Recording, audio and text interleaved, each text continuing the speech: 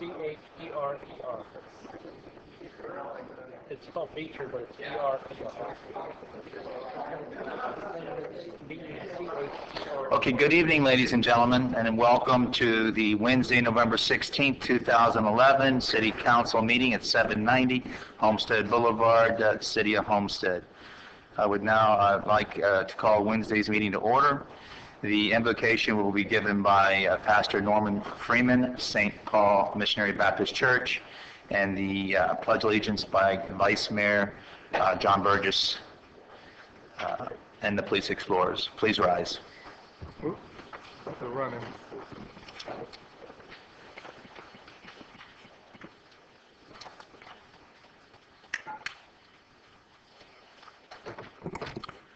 Let us pray.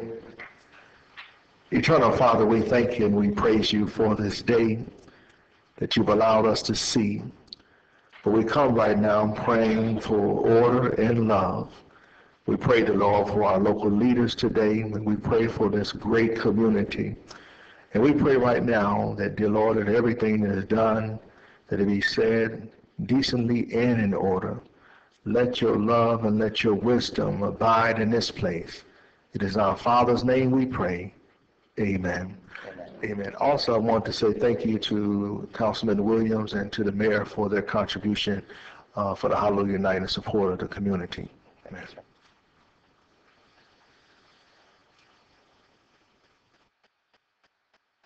Attention. Carry. Color.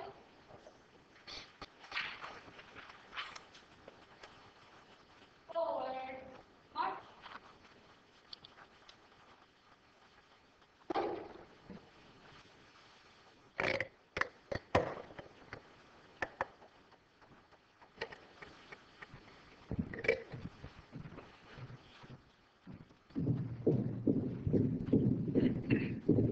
Let's go. March. On boys. Up. Freeze and on. Would everybody please join me in the Pledge of Allegiance?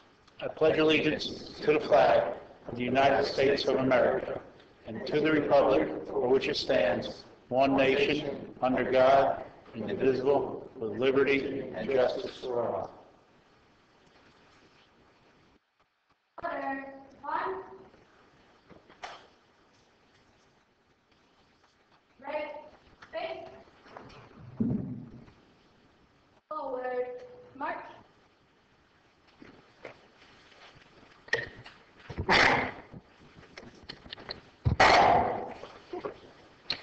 Please be seated.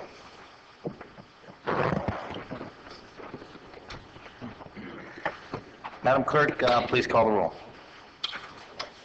Councilwoman Fairclough McCormick. Here. Councilman Maldonado. Present. Councilman Shelley. Here. Councilwoman Walton. Here. Councilman Williams.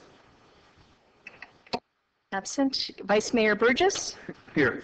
Mayor Bateman. Here. Thank you. Thank you, Madam Clerk. I will now open the floor for public comment. There's public comment. Good evening, sir. Good evening, Mayor. Kevin Sullivan, 1860 Southeast 6th Court, Homestead. First, I'd like to thank the mayor for reaching out and having the county mayor look into the situation we're having with the infrastructure and the canal banks along the Northgate property. Thank you. Thank you. Thank you, sir. I'd next like to bring up the flooding that we had the weekend of October 8th. Now, after being down here for over 20 years, flooding does occur. But this storm, in my opinion, we had plenty of advance notice. And I know that South Florida Water Management has to be very careful opening the gates because they don't need the salt water to intrude. But if it's 48 hours for that level to go down of our surface water, and they didn't open the gates until Thursday, well, in my neighborhood, we were already flooded at midnight Friday night. So I think the city council should direct the staff, who's ever responsible, to set up these meetings when they get warnings. Those warnings for this flooding came on Sunday and Monday. So I know the city had a meeting, but I believe it was on Thursday, but all I'm saying is in the future, let's be a little more proactive. Let's give them direction to get with South Florida Water Management. Now, all that being said, I understand that sometimes we have these rare occurrences that nobody predicts, and we'll just have to deal with that. My next comment is, when you look at your utility bill, you see residential storm water, and they charge us. I know that in the gated communities, we're responsible for our roads and we're responsible for the storm drains. However, there's a lot of roads in Homestead that belong to Miami-Dade and they're responsible. But right outside the gates of Northgate, we have a city road, Kingman Road. So when you look at the figures, you look at, from the Keysgate community, about $125,000 in 1 year. Take 2 years, that's $250,000. Yet this same very storm, you couldn't drive on Kingman Road because it was underwater. So I'm just asking here, let's put some team together and look at this situation and prevent it from happening again to the best of everybody's ability. Thank you. Thank you, sir. Good evening, Mayor and City Council members. It's been a while since I've done this. I hope I don't mess up. Jen Helm Shelley, 166 Northwest 19th Street, Homestead, Florida. Coming to you this evening on behalf of the Rotary Club of Homestead. We are having our 29th annual auction and dinner on February 3rd. It's on a Friday, 2012, and in the last couple years we have raffled off a boat. Due to the economic times, we've decided this year to do something a little bit different. We're going to be raffling off, or we're giving you the option to either buy a ticket for a 2012 Ford Fusion, which is retail valued at $22,000. If you didn't want the car and you won, you always had the option of cashing out, which is about $20,000. Or if you wanted to upgrade, you could do that also. So there are 3 options with the raffle ticket you buy. You can get the car, you can upgrade, use that $22,000 towards an upgrade, or you can just take the cash outright, which $20,000 in cash is pretty good. The tickets are $100 each. They are only going to be 400 that are going to be sold, and the money that we raise from our raffle, the raffle and also our auction go towards scholarships. And we give those to students who live south of 216th Street or their families live south of 216th Street who are going to college. And last year we did about $25,000 in scholarships, and that seems to be a precedent. We'd like to do a little bit more this year. If you would like to buy a ticket, there's a phone number on this poster. The number is 305-219-5115. Or you can stop by Armstrong Ford. The car is there now. It's on a trailer, has the Rotary signs on it, and you can buy a ticket from them.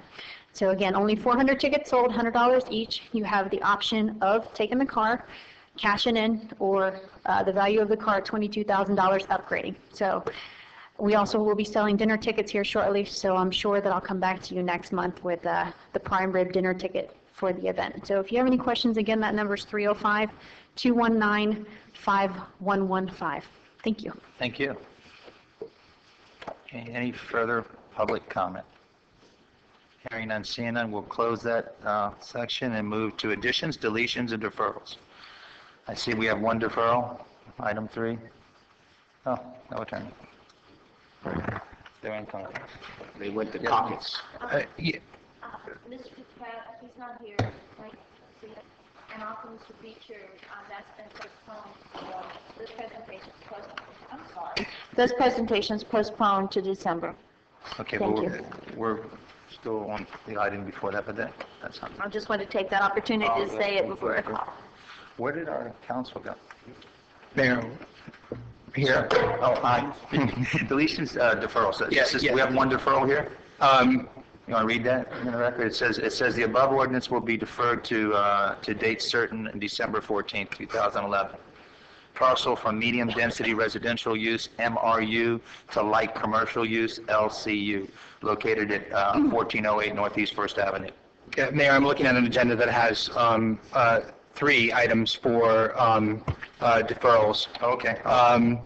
Yeah, the first is an ordinance of the City of Homestead, Florida, which approving the request of Cato Torres for rezoning. And then there are 2 items with regards to small-scale future land use map amendments. You had first reading on those items.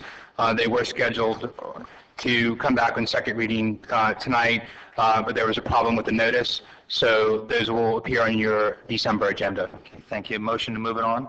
Motion. Second, thank you. Staff, we got it. Questions, comments? Hearing none, all in favor? Aye. Nays? Motion carries. Special presentation, Homestead Job Corps Center SGA presentation. Please approach the podium. Welcome.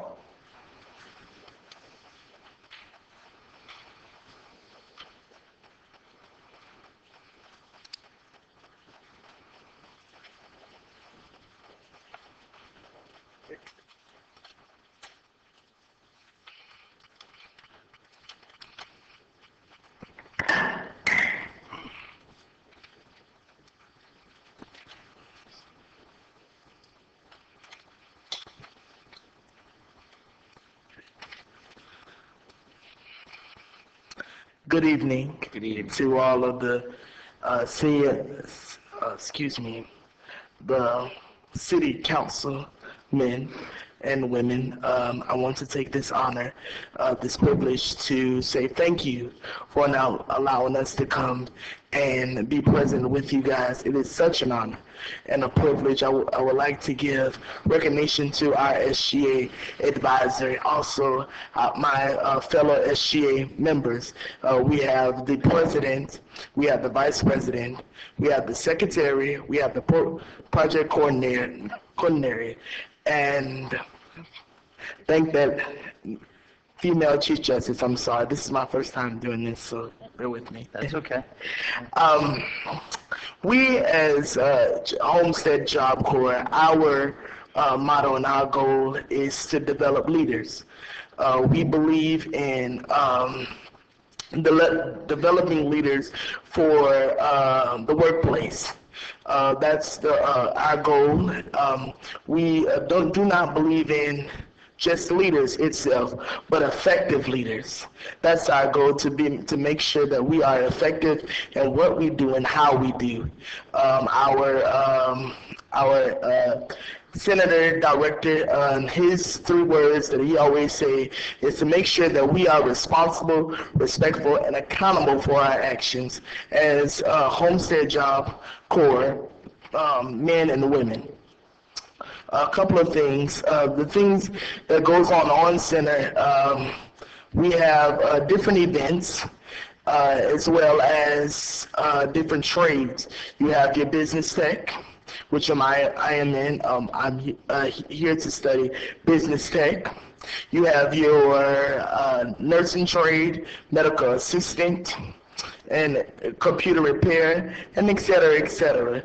You know, things that are just not just going to be a waste of time, but things that are just, you know, that are going to be most effective, you know, in the workplace and in the United States of America.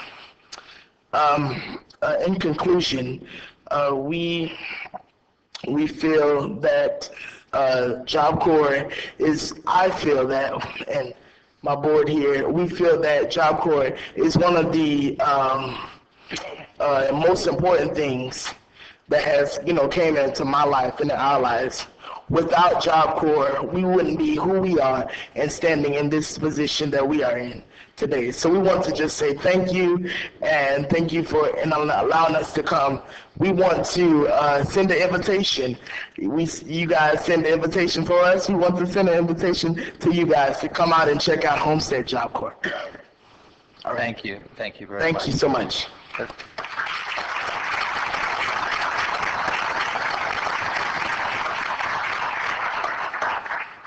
I'm real proud of you. I've had several trips out, and I actually even did a little small commercial with some of the students, and it's a wonderful program. It's a true college campus out there. It's really beautiful. Thank you. Next, Police Explorers Certificates Recognition. Ms. Wallman. Police Explorers, will the Police Explorers please come up? Oh, boy. Good looking group. Good looking group. Okay. And they're in order, step by step. Okay. As the Police Explorers join me tonight along with Officer Tate, I've been putting this, and Alicia, of course, I've been putting this off because I wanted to get them all together at the same time, and I wanted to thank them publicly for all that they do for the city of Homestead.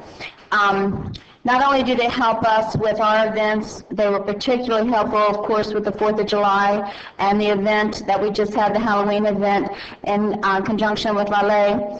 But they're always there for any other nonprofit who needs their help. They're just there. They're always there, and a wonderful, wonderful group of young men and women.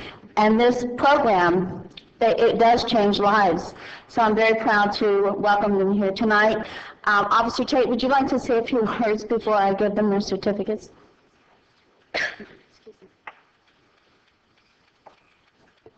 Thank you. First of all, I'd like to say thank you. To the kids.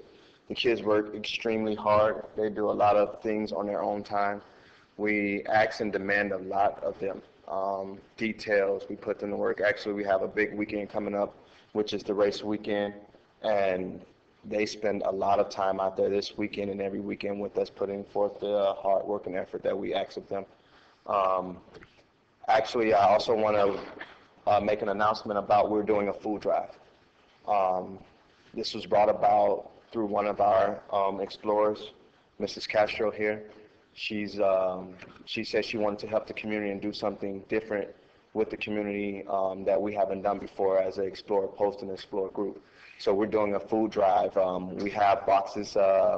We have actually one here in the lobby. We have one at Sedano's, one Dixie, Publix, the YMCA. So we're asking anyone and everyone, if you have time or have spare canned goods, to drop them off so we can make a difference and make a change in the neighborhood. Thank you. You want to tell them how the food will be distributed? The food will definitely be distributed. We're going to do the soup kitchen, the Homestead soup kitchen. We've already discussed plans to make arrangements that we want to actually have the kids go out and work along with the soup kitchen employees and the individuals that volunteer at the soup kitchen to help them out and see where their good deed is going and the difference that they're making as they collected the cans. And this is going to go on for a while. We're looking forward to collecting cans until February. From now until February, so we can have a good amount, so we can make as big a difference as possible. Thank you. Thank you. And of course, no one is more deserving than the soup kitchen. So I'd like to see that go on for even longer than February. Maybe make it a year-long event, because there are so many homeless people out there, and I really thank you and thank all of you for doing the job that you're doing tonight. So with that, there's some presentations. And Begonia can help me, and I may need Officer Tate to help me with the names. Okay? Actually, why don't you call out the names, Officer Tate, and I'll help Begonia with the distribution. And they're the ones that aren't marked. Okay, thank you. First we have Explorer Laredo. She's a Major Laredo in the Explorer Post. They're my babies, so I have to help. We have Captain Ramirez, Belinda Ramirez.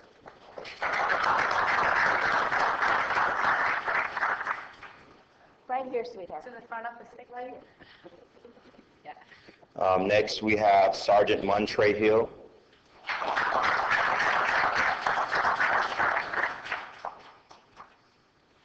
Next is Alfonso Patino.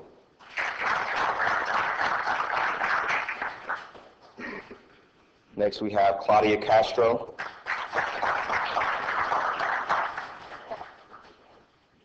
Next is Ruben Martinez.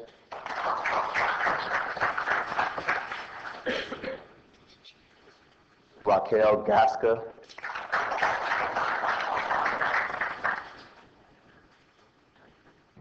Kathy Luna.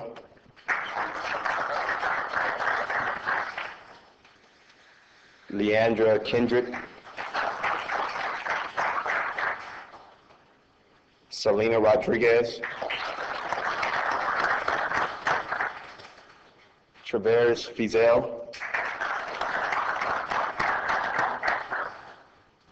Explorer Robert Tate. Any relation? Brother.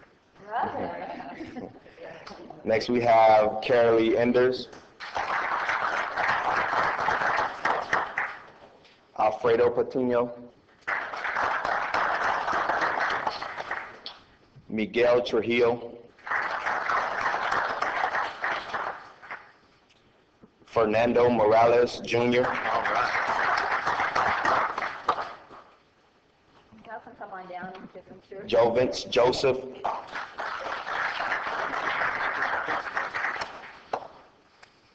Matthew Mosqueda.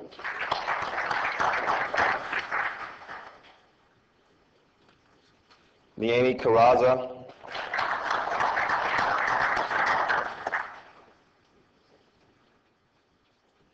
And we have Romero Rodriguez.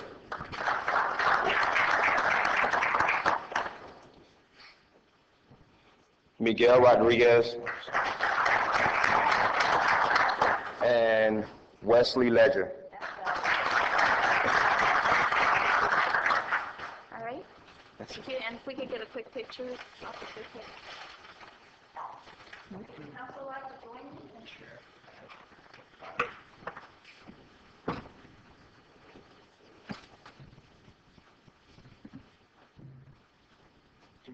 A few words before we take the picture. As your liaison with the city, I chair this particular department, the police department, Explorers. You were here 2 weeks ago. We did a great photo, and I could not let that photo get by. So I made something. I put something together for your lodge.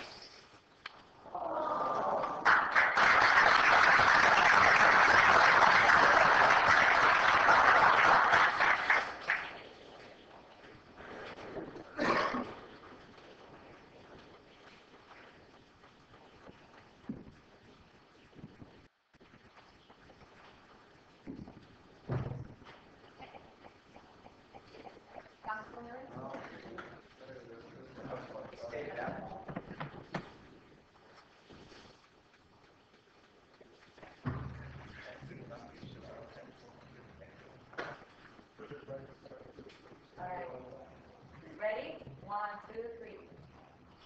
Mark. Second.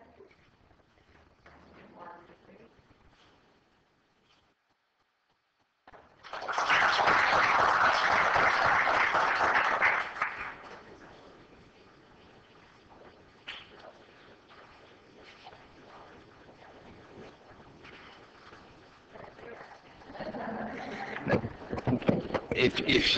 If you'll allow me to hold on to that for 24 hours, we're going to put police explorers across the top of it. So maybe just set it over there and we'll take care of it. Thank you for going. Always make sure, also when I see them at all the events, I make sure I say thank you. Great job, guys. Good job. The next item is E is Miss Wallman also. I'm not sure that she's here. Okay, Mr. Williams. Is Arsenio here? Arsenio? Arsenio, come on up. Come on down.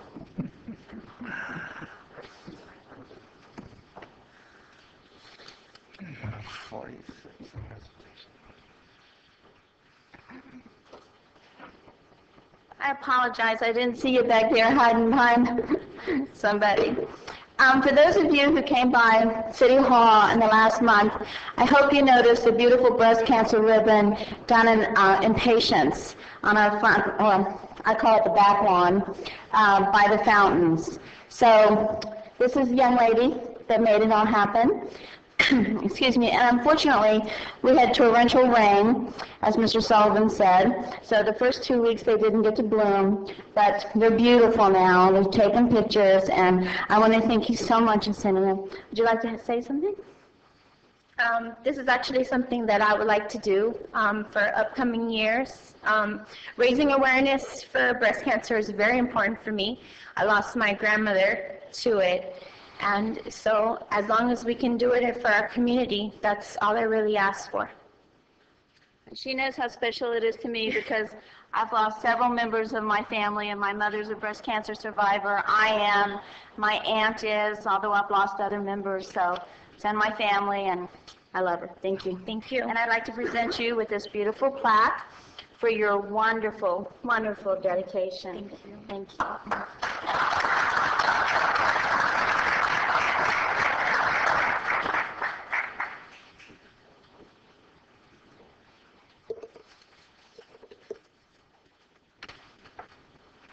Okay, Mr. Williams, budget presentation award.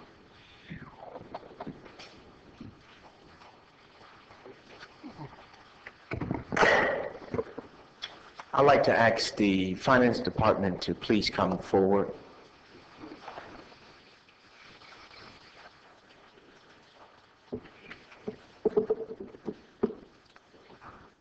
I have the one of the esteemed pleasures of serving as the Finance Chair for the City of Homestead, and I'm very grateful for that privilege.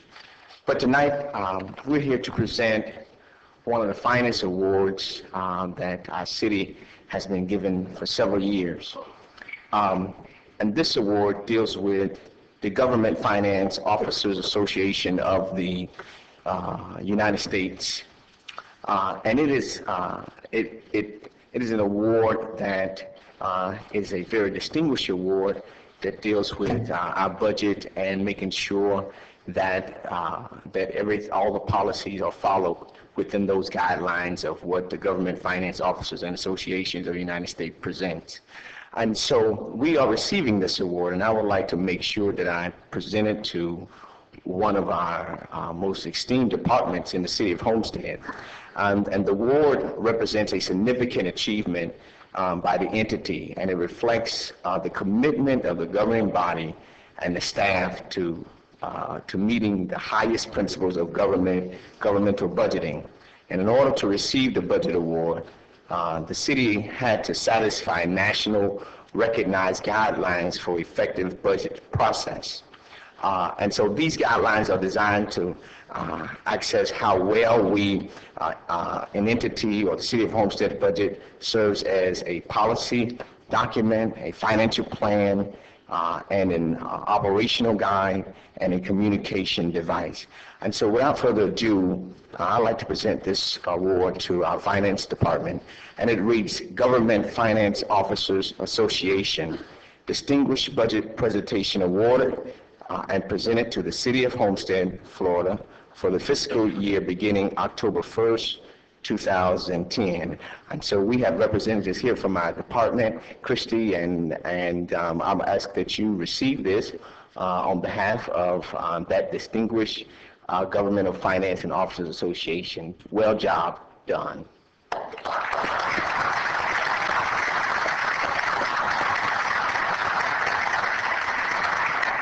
Thank you, Councilman Williams. And first, I'd like to thank the mayor and the council and the city manager for their support and leadership during the budget process. Second, I'd like to also extend my thank you to all the city department directors and all the employees for also their help and support during the budget process.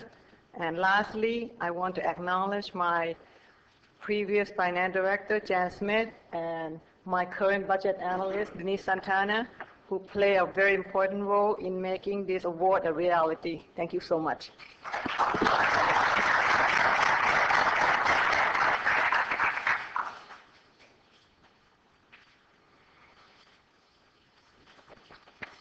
Thank you so much. Job well done.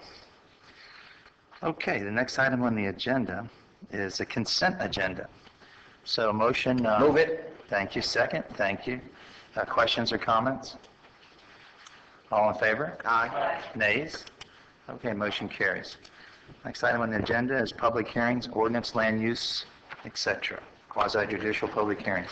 Mr. Mayor, please be advised the following items on the agenda are quasi-judicial nature. If you wish to comment upon any of these items, please indicate the item number you would like to address when the announcement regarding the quasi-judicial item is made. An opportunity for persons to speak on each item will be made available after the applicant and staff has made their presentations on each item. Swearing in, all testimony, including public testimony and evidence, will be made under oath or affirmation. Additionally, each person who gives testimony may be subject to cross-examination.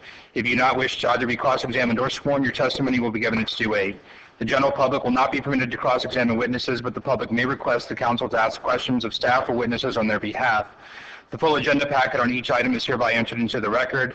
Persons representing organizations must present evidence of their authority to speak for the organization, and further details of the quasi-judicial procedures may be obtained from the clerk. In accordance with Code Section 2-591, any lobbyist must register before addressing the council on any of the following items. At this time, council members must disclose any ex parte communications concerning any items on the agenda. Hearing none at this time, the clerk will swear in any persons who wish to testify on the following quasi-judicial item. Please stand, raise your right hand, and repeat after me. I state your name. Aye. Hereby swear or affirm that the information I present shall be the truth and nothing but the truth, so help me God. Thank you. Tab 6 is the first reading of an ordinance of the City of Homestead, Florida, granting the request of Ismael Soriano to amend ordinance number 2004-0725 by deleting development order conditions related to the prohibition on the sale and consumption of alcohol and the hours of operation for a 2,436 square foot restaurant located on the southwest corner of Northeast 15th Street and Northeast 1st Avenue, immediately east of Northeast Chrome Terrace, as legally described in Exhibit A, and providing for an effective date. Second. Yes, sir. Staff recommends that the mayor and council adopt the ordinance which modifies ordinance 2004-07-25 by deleting development order conditions prohibiting alcohol sales and service, as well as the limitation on hours of operation. Some background on this case: in 2004, Soriano Brothers Development LLC received the site plan approval for Zoe's Restaurant.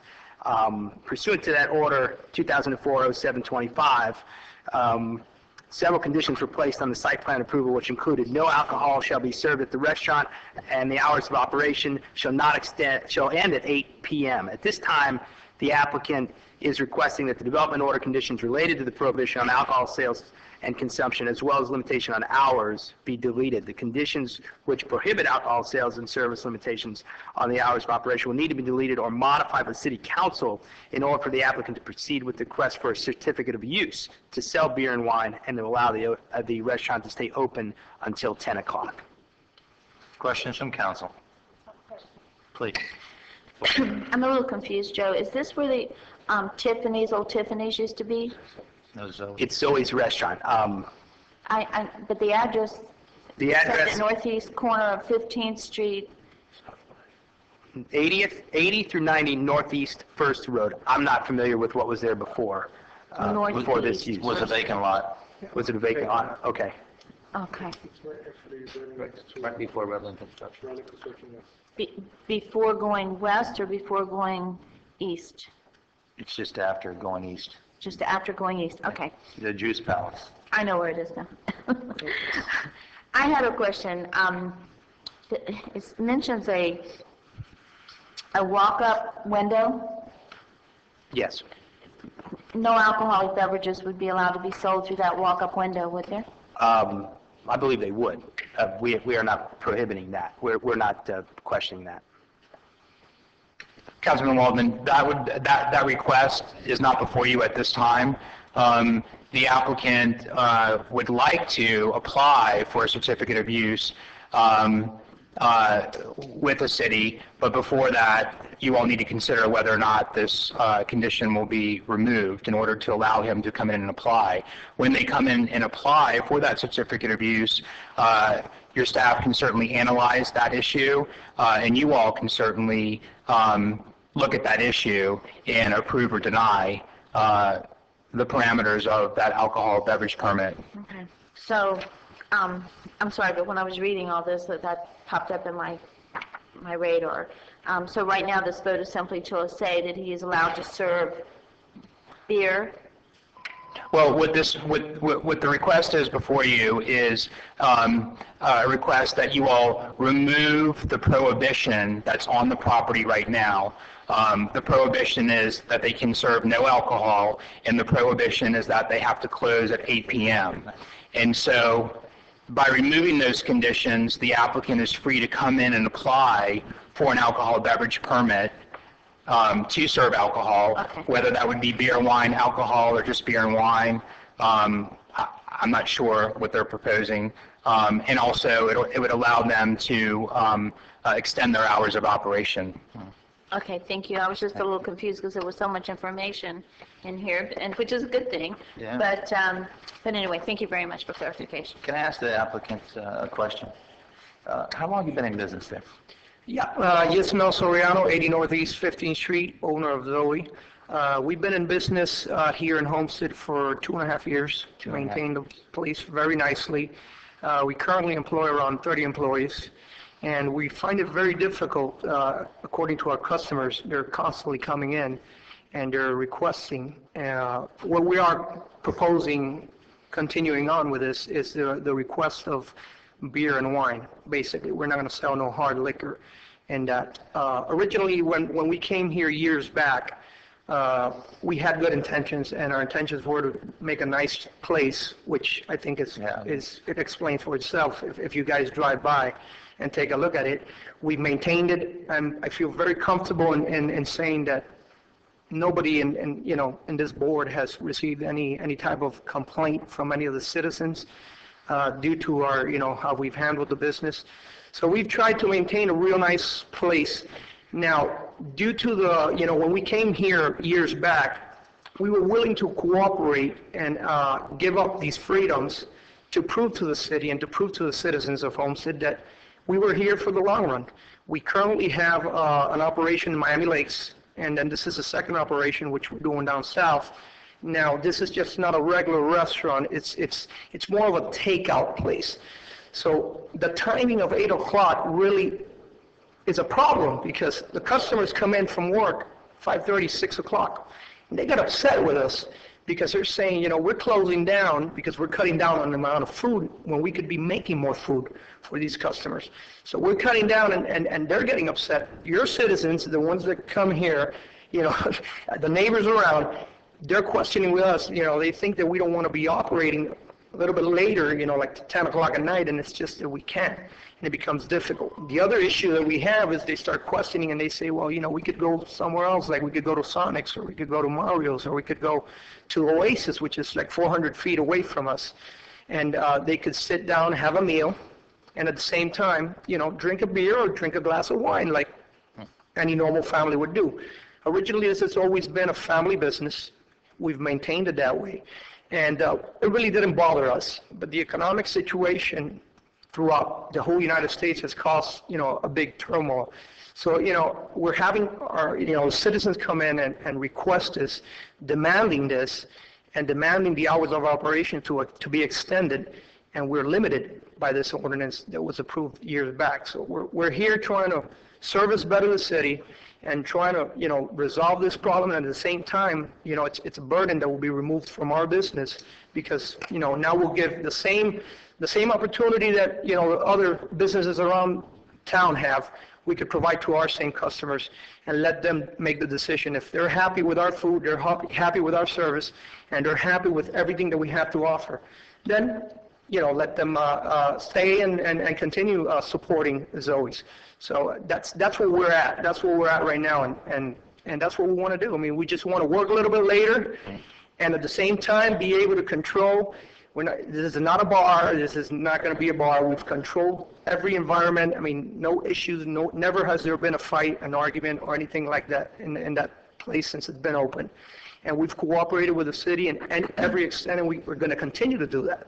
So we're here for the long run. We just need your cooperation, and we need the help to be able to, help the citizens of Homestead. Thank you. Thank you very much. Chief Roll, you concur? No problems?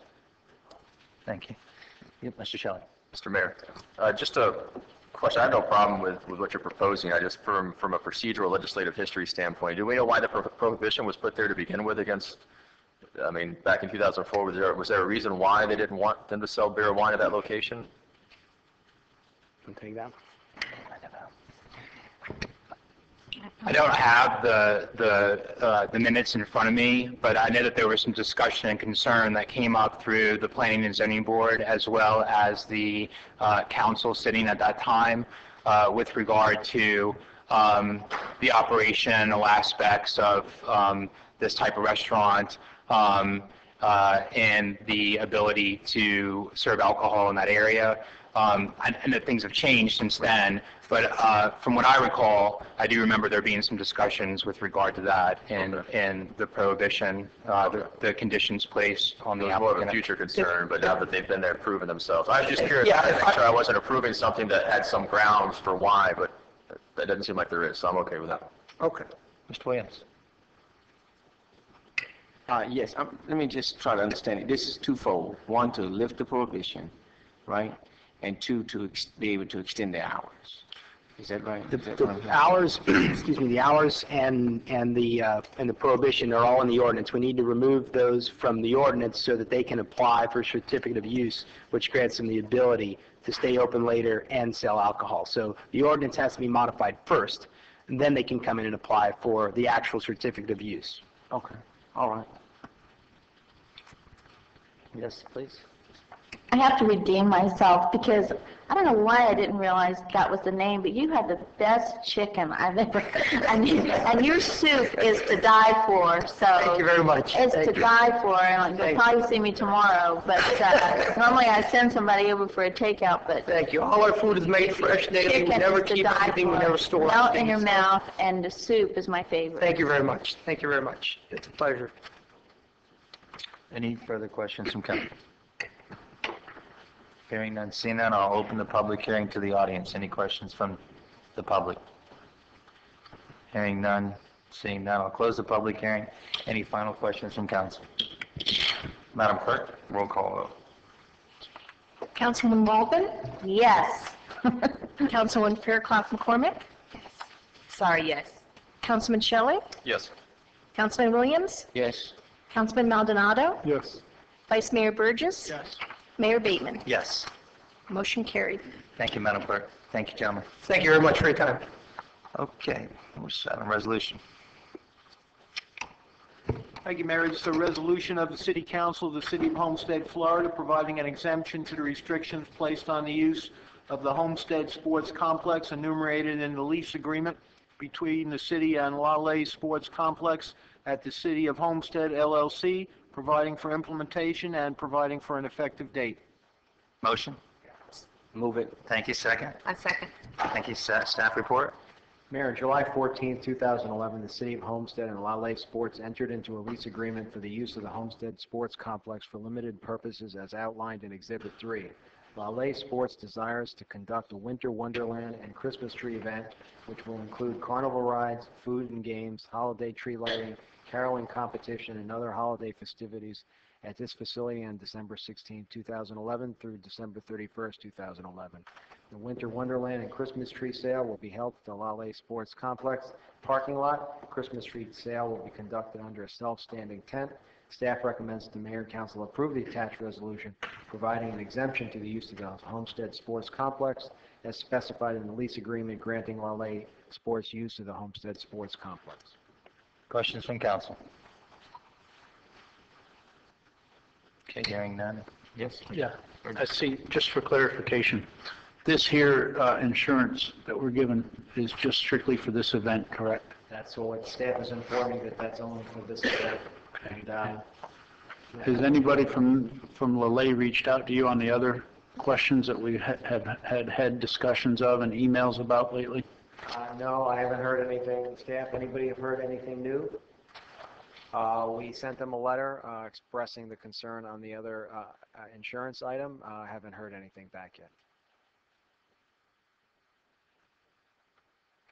Thank you. Any other questions? Okay, I'll open the public hearing. Public have any questions? Yes, sir, come on forward.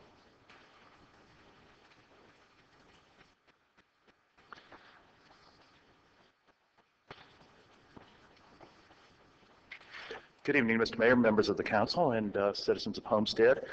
I'm Colonel Rosinski. I'm the Mission Support Group Commander at Homestead Air Reserve Base, and we had no objections as this area is outside of the accident potential zone. However, in the interest of safety, I just would like to say that it's still within the flight path of military and civilian aircraft utilizing the base, and therefore not without risk.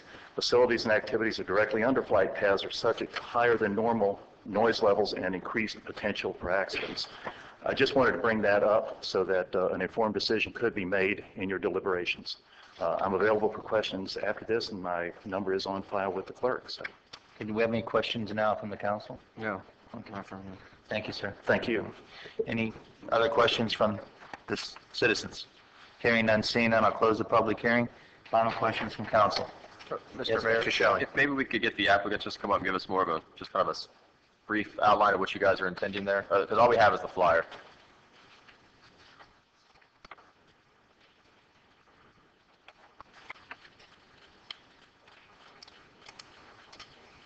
Good evening, Mr. Mayor and Council. My name is Enrique Fernandez. I'm the Operations Manager for La Ley Sports Complex. What we're going to have, it's more or less something close what we did in Halloween, but it's going to be more mechanical rides than the inflatable rides that we had for the Halloween event. And of course, it's going to be more days than just the one-day event that we had with the rides. It's going to be a fun day for the community. It's going to be something for the kids. We're going to have our winter tournament going on at the same time, which is going to give an opportunity for the local community, the schools, when the kids are out of school, that they could just go and enjoy a carnival there at the Light Sports Complex. Good, Mr. Shulman. Okay, thank you, sir. Thank you. Okay, no further questions. Madam Clerk, call the roll. Councilwoman Fairclough McCormick? Yes. Councilman Shelley? Yes. Councilman Williams? Yes. Councilman Maldonado? Yes. Councilwoman Waldman? Yes. Vice Mayor Burgess? Yes. Mayor Bateman? Yes. Thank you, Motion Madam Clerk. carried. Okay, thank you. Motion, let's see, next item, motion to approve FY 2011 budget amendment for departments within the general fund. Thank you. Second. All right, just all in favor? Aye. Aye. Any nays? Motion carries. Thank you. Discussion on bowling alley. Bowling alley is the big discussion here. Oh, Lord. Where are the bowlers? Mr. Cole. Get back on this.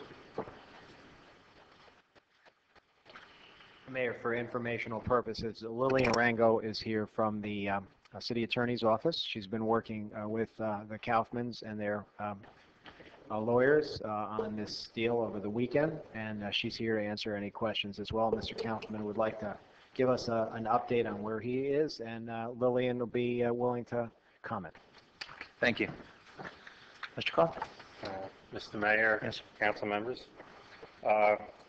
we want to thank the manager's office and the city attorney's office for spending a lot of time with us since our last meeting, working through the various documents and trying to deal with all the issues, particularly Ms. Rango, who has devoted some of her personal time to try to help us reach, a point here. We're real close on the documents. We forwarded over to the city today a copy of our final version of the documents based upon the last version submitted by the city. There are a number of typographical minor items that need to be addressed to finalize the item, and there are a couple of larger issues that need to be closed. We feel this could be done pretty quick with everybody working together at the same pace we've been at. Also, the city had requested a deposit be put up. We're not yet in a place where we can put up a deposit because we don't have a deal. However,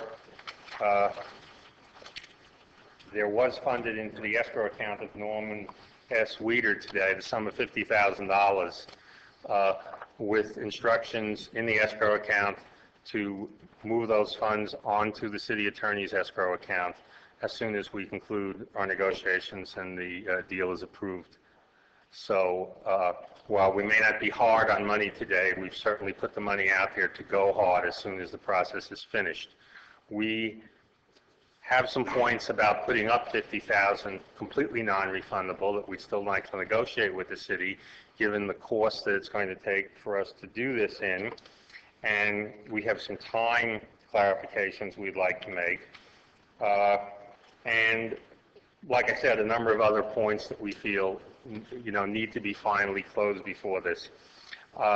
I kind of have the entire team here tonight to make a brief presentation so you get to know all of the players that are involved.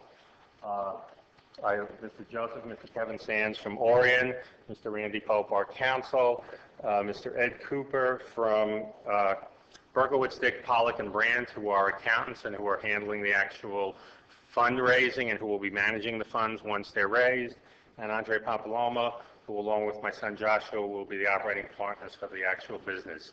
So I'm going to let Kevin have the floor. Sure. Mr. Mayor, Council, thank you for the time. Basically, we're coming here today. We've spent a lot of time. The Kaufmans have really done an incredible job, pulling this together, and we've already met once before down here. We're right now at a point where, we've come and gone through, the contract and looked at the timing that we need. I know there are questions about, what are the next steps that need to be done in order for us to, to have money at risk and take those next steps.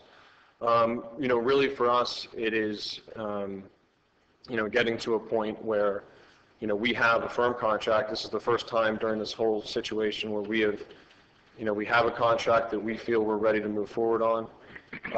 Internally on our side, there are a lot of moving parts, and I'll let Ed Cooper, discuss a few of those points, but is having a firm contract, with the city. We know what we have the time period. We are running the holiday season, and that's why we've requested the time that we need. Have the money up, we will need it non-refundable, but the issues that we need to go through are really going through our investment committee. There's only a certain point that we can get to without a contract, with the city, both internally and dealing with, third-party groups, one being the restaurant operation, which we have a letter of intent right now, but is finalizing that agreement, and is on the fundraising side. We do have, certain funds we allocate for different investments. This, I'll tell you, is definitely a tricky part, the bowling alley aspect. None of us have been involved in a bowling alley operation. The Kaufmans are the operator that we're relying on. It's really getting to that point. We've really spent a lot of time getting comfortable with the Kaufmans, getting comfortable with our agreement and what needs to be done in order for it to be successful. And we feel that we're there, and just need this time, to take it to the to the next level with our group internally, and getting that commitment. So. Okay. Mr. Mayor, and as Kevin pointed out, it is a complicated deal from an investment side. While it potentially has a lot of upside, there's a lot of risk associated with it, and we feel that having additional time to discuss this with investors, we may have to bring in more investors to spread the risk among a larger investment group. So, as Kevin said, it's difficult for us to commit the funds at this time, but we're hoping that, with the contract, we can approach the investors, a large number of investors, and bring them into the deal. Thank you. Thank you, sir. As part of the package we submitted to the city late today, and again, I'm sorry it came in so late today, we submitted some information more detailed on Orion, so you know more about their company, and we've since created the venture entity to do the deal. And like I said, we're down to a series of issues here that I don't think is appropriate to discuss in minutia before the council, but we'd like a week to finalize the deal at this point. if you have any specific questions or want the city attorney to input. Counsel? Ms. Wellman. Thank you. I'm impressed that you brought the Warren Group with you, because to me, that shows commitment, that shows that you're here to do business. As somebody who's been in the real estate business for over 30 years, you know, I've had deals that lasted 2.5 years before we closed them. So I get it. I understand the process, and it is hard. And you made a very important comment, Mr. Kaufman, at the last time you appeared before us, which I think was just last week, wasn't it? And that was that because some of the press that we get, which I think is really unfair press, because they always say Homestead has this high foreclosure rate. You know, there's a lot of people that has Homestead in their address that do not live within the city limits of Homestead. And I know Roxanne's in the audience, and she can agree with, I'm sure you will agree with me, that you really look at the foreclosure rate within the city limits. It's so low compared to other parts of the county. And it is hard for you to attract people when you read the press that says Homestead has the highest foreclosure rate. I just become livid when I talk about it, because it's just not fair. And so again, I'm very impressed that you're here tonight. And I know that was probably hard for you everybody to get together to be here at the same time. I know your heart's in it. I know you've spent a lot of time, effort, and money, and I'm still believing you, and I'm still behind you. And I just wanted to put that on the record. I would like to thank you for that support. Mr. Mayor. Vice Mayor Burgess, yes. Mr. Kaufman, I saw your eyes last time when we made you the $50,000 mark. And I saw the sweat come out on your forehead like, you know, we're there, let's not kill it. And my idea is $50,000 is a lot of money. I understand, and we've got a lot invested in this, and I think we've given you ample opportunity. But, and I heard you mention it again tonight, perhaps an idea that we could put out there to my fellow council members is, I don't know where we are on billing hours or any kind of figure, but I was thinking if we put $50,000 in, $15,000 in refundable, that would make us whole with all the hours and times that our attorneys or something close to that. You know, so if it falls 15, you know, something like that, where it would make us whole, and that's up to the other council members if they'll accept it, where we could. We would have to talk that amongst the group, obviously. Yeah, because we're asking you for 50 now. We have put 50. Right, and I'm saying you leave that there as a good faith gesture, and my idea is that 15,000 of that is non-refundable instead of the full 50. That helps you, that makes us whole at the end of the day, perhaps, or close to it. If, you know, because if that $50,000 is a deal killer, I certainly don't want that to be. I think you should just, I kind of have to make you aware a little more of the process and everything. We put the 50 up because the council asked for 50. Right. And it wasn't easy to raise 50 on the fly. And that's there. We're prepared to move the 50 into your attorney's account, still on a refundable basis, the way we proposed it, as soon as the deal is done. If we can get this deal concluded with the various points in here, the comfort level amongst everybody here would be higher at that point, and I think we can discuss this as part of the final negotiation. I think the city also needs to understand our part of the deal. One of the council members, I think it was Council Member Williams, was kind enough to say we need some. I like what you said. That he wants skin in the deal. You know, and I understand where that's coming from. You know, I'm a businessman just like yourselves, and we're doing this. We got involved with this process 2 years ago. We did a proposal for an ITN. For various reasons, the ITN lay for 7 or 8 months.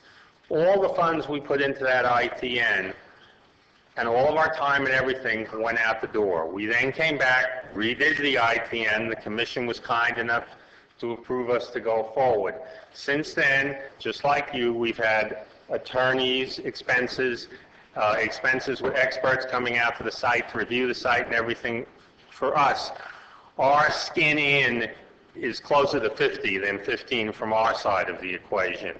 As part of the fundraising, and I think, Ed or Kevin might better speak to that, there is, again, a huge amount of money that has to be laid out of pocket to put the fundraising together and to fulfill the legal requirements that are involved with the fundraising. So I don't want this council to feel that we're not investing in this deal from our side. If the council chose to reject this deal tonight, I have a huge loss,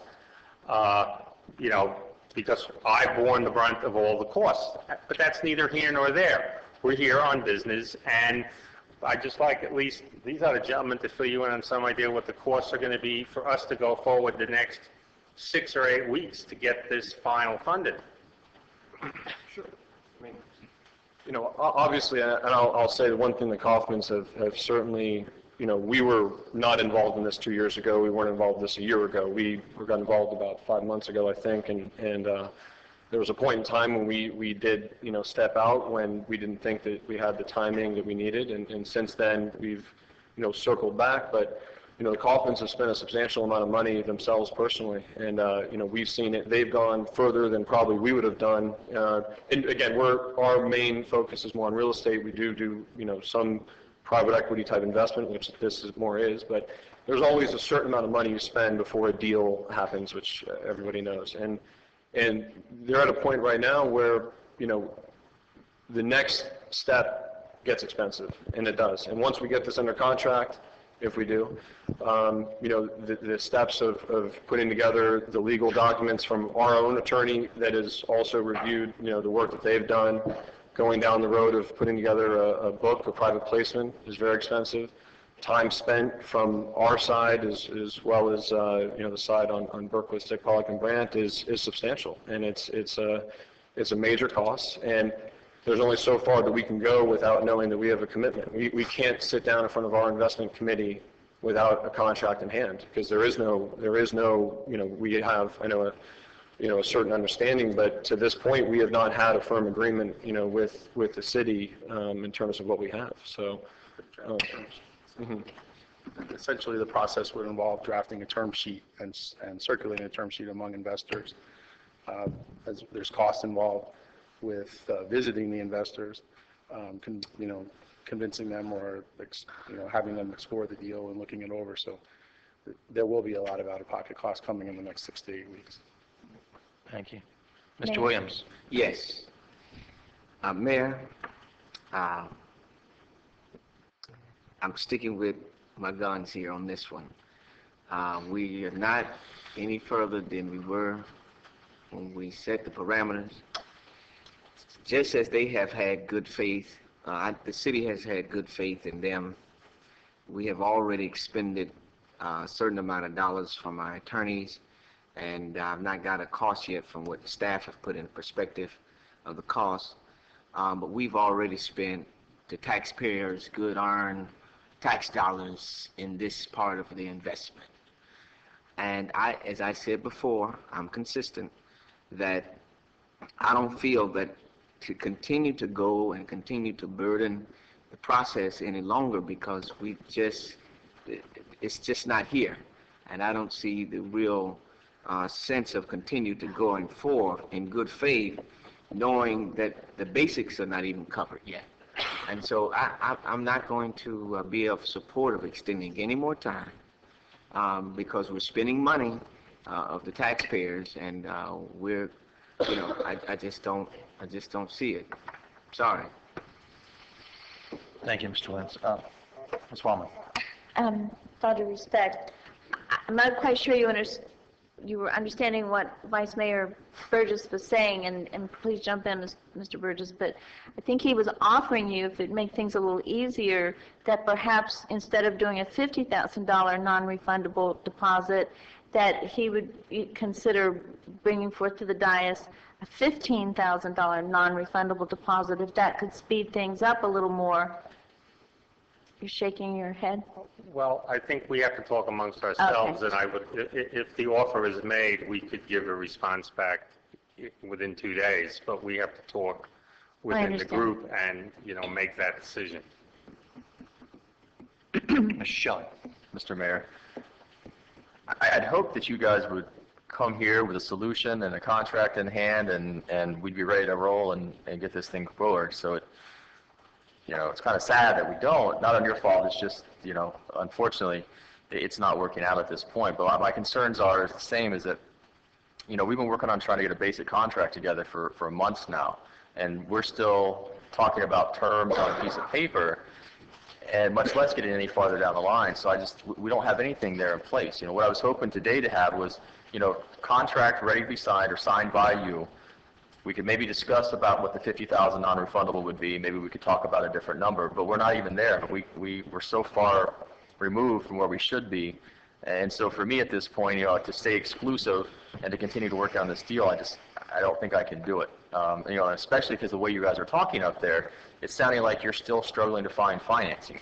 And so that concerns me again, that you're talking about how it's hard to find a financer or this financer, and we have to gain financing, and I'm going, wait a minute, you're supposed to already have all that in the bank ready to roll, and it's not sounding that way to me. So it just raises additional concerns, and what I'd like to see is have you, if possible, continue working on your deal. You're way ahead of the game of anybody else, but if anyone else wants to come forward and start working on a similar deal, that we'll be open to it. And I don't want to, that's what I'm looking to do, and maybe it doesn't happen, you guys still complete what you're working on, and we're able to go down the same path together. But to say that all we're going to do is wait for you, I just can't keep waiting, unfortunately.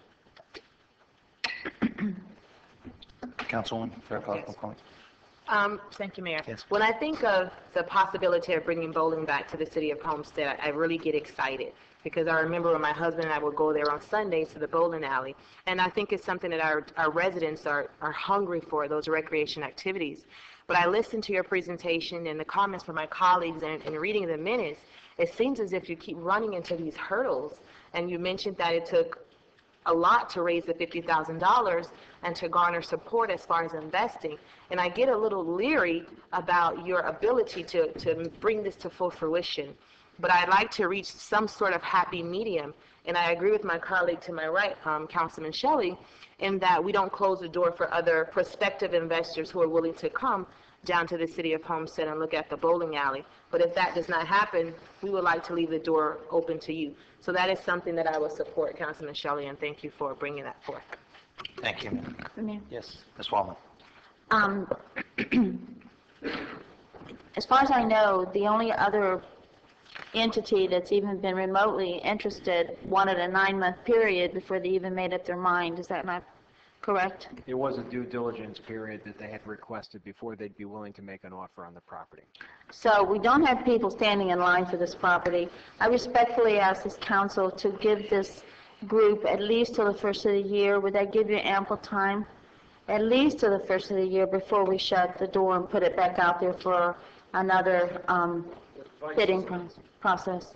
Yeah, I mean, the biggest problem is that right now we're at a point where for us to take the next step forward is getting a contract signed. So to have an open, working, relationship and let somebody else come in and bid, and if that's what needs to be done, that's what needs to be done. But for us to take the next step, we need a contract. We need it signed. And I understand that. Right. You can't, we all understand that, knowing in real estate that you can't go out and get financing Right. unless you have a contract. Right. Contingent to bond financing.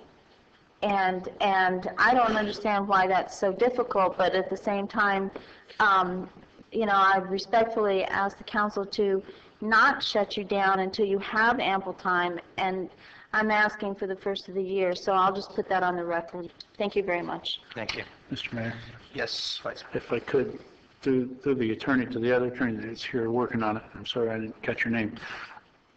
You've seen what they presented back to you this afternoon. Are there any major hurdles that you see there that are unclearable, or what's your take on what they've given back to you today? Without Good evening. being privy to read it. Yes, good evening, Mayor and Council. Again, Lily Arango with the City Attorney's Office. A revised contract, lease, and purchase and sale were delivered today at about 4 o'clock. My preliminary review of those agreements is, it appears to me that they have until March 15th of 2012 to get their financing in place and provide the city with assurances that that money is available for the improvements. I also note that the deposit was delivered today to their attorney. However, the attorney's escrow letter states that it's delivered to him on a hold basis, and it will not be deposited in his account until the contract is signed. So it's clearly a good faith effort to put the money with the attorney, but it has not been deposited either. So other than those issues, the financing contingency period until March 15th, I don't see any unsurmountable issues in my preliminary review of those agreements, but we can provide further comment on those as well. Our date was actually February the 21st. March 15th is the date we would like to physically take possession of the property. My review of the agreement, Mr. Kaufman, is that the first rental payment, possession, and financial assurances will be provided to the city by March 15th. That's what's in the last draft. Except that we offered that the $50,000 would be hard as of February 21st. If we don't make the next payment, you keep the $50,000. Right, I see nothing in the agreement or the attorney's escrow letter that states that deposit would go hard on that February date. That would need to be clarified. I got the signed copy of the attorney's escrow letter driving here on my cell phone. We did this under great time restraints. If the city attorney needs some particular escrow language, we'll be happy to work that out. We wanted to clearly demonstrate that we heard that you guys said that we had to show some money out there, that we were just not fly-by-nights. And you know, money was given to the attorney today. It's good money, and we can revise the escrow agreement to satisfy everybody's criteria. I mean, I think that in one or two sittings with Ms. Arango, we could probably resolve everything, if necessary, with the manager on conference phone on any of the business basis. And there's a couple of small legal points that the attorneys are going to have to settle between themselves, because I just don't know what the language is to say what it's supposed to say. And that I leave between the attorneys to make sure that the I's are dotted and the T's are crossed. Regarding the business deal, in my opinion, we're pretty close. And, you know, this two documents constitutes an offer for us as it stands to the council. I know you can't vote on it tonight, but in the terms of the agreement, there was a provision for us to submit to you the contracts as an offer, and, you know, if you said done, we would execute the contracts. But, you know, clearly there's some things that have to go back and forth from a technical standpoint that have to be worked out. Something as simple as making the legal description in the deed match the legal description in the survey. There's a small discrepancy.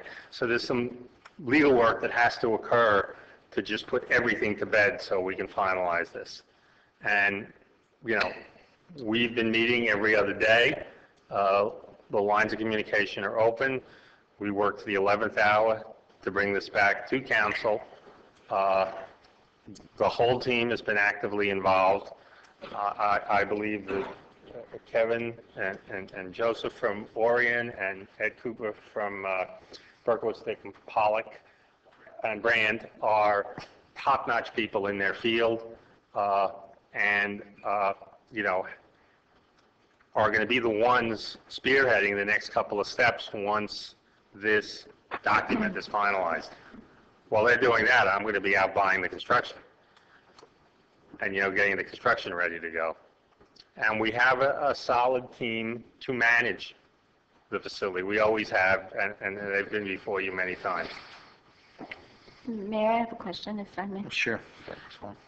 In my business, it's customary that through the mayor, through the city attorney, in my business, it's customary that until I have a contract signed to be made as an offer, we don't take the money until we have that. So with them offering you that deposit of $50,000 to be made hard money as soon as the contract is accepted, to me that's not unusual.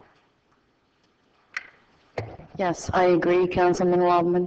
The way it's been presented, it's simply a good faith deposit. It's not deposited yet in the attorney's trust account.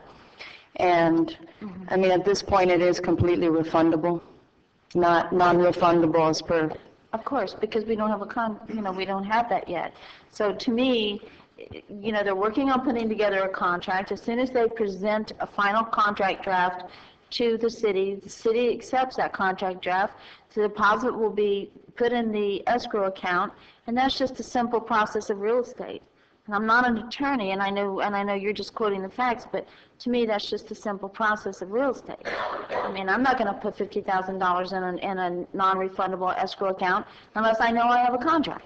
So, again, is a motion needed, Mr. Wolpen? And I mean, Yes, direction is needed from the council. It's direction, it's not a voting. Okay, well, my direction again would be to give you to the first of the year. Mr. Williams?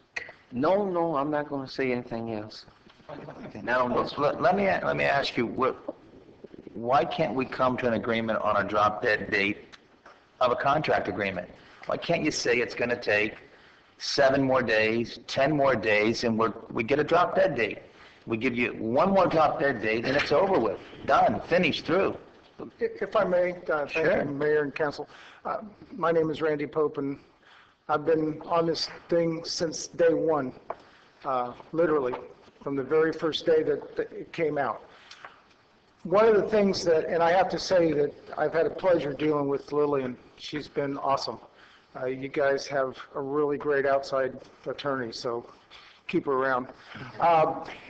One of the things that we've tried to accomplish is normally you have an offer, counter-offer, back and forth. What we've tried to do before we bring it to council is to get everything dead perfect for you.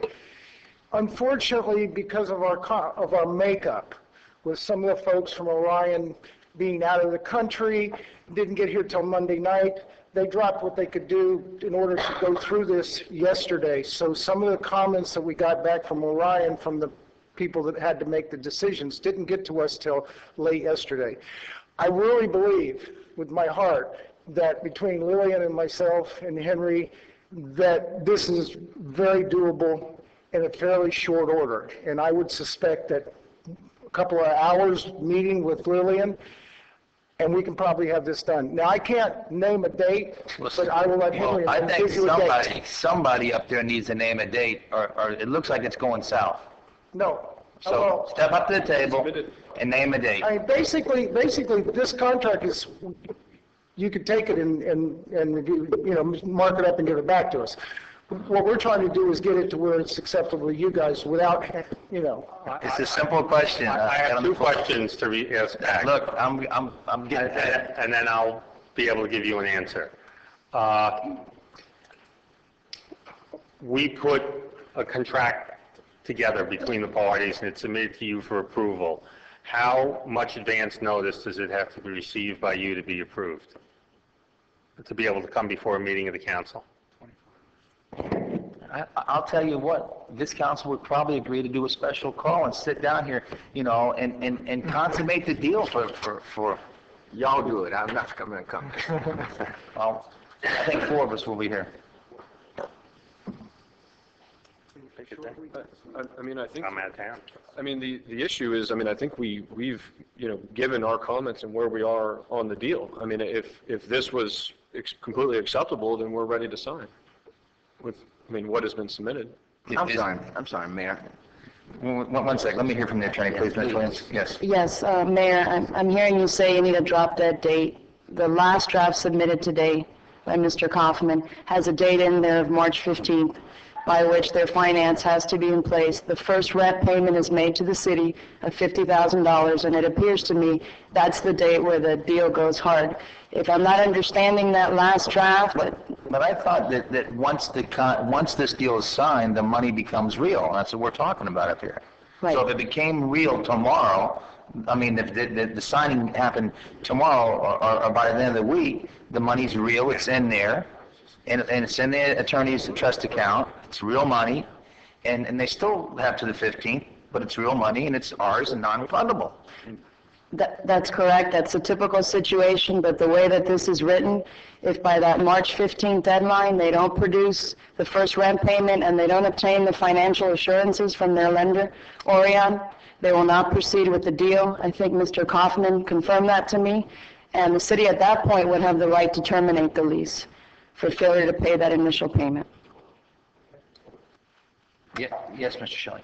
Mr. Mayor, I mean, I could give them a week. I could give them to the next CAL meeting, but my position is still the same.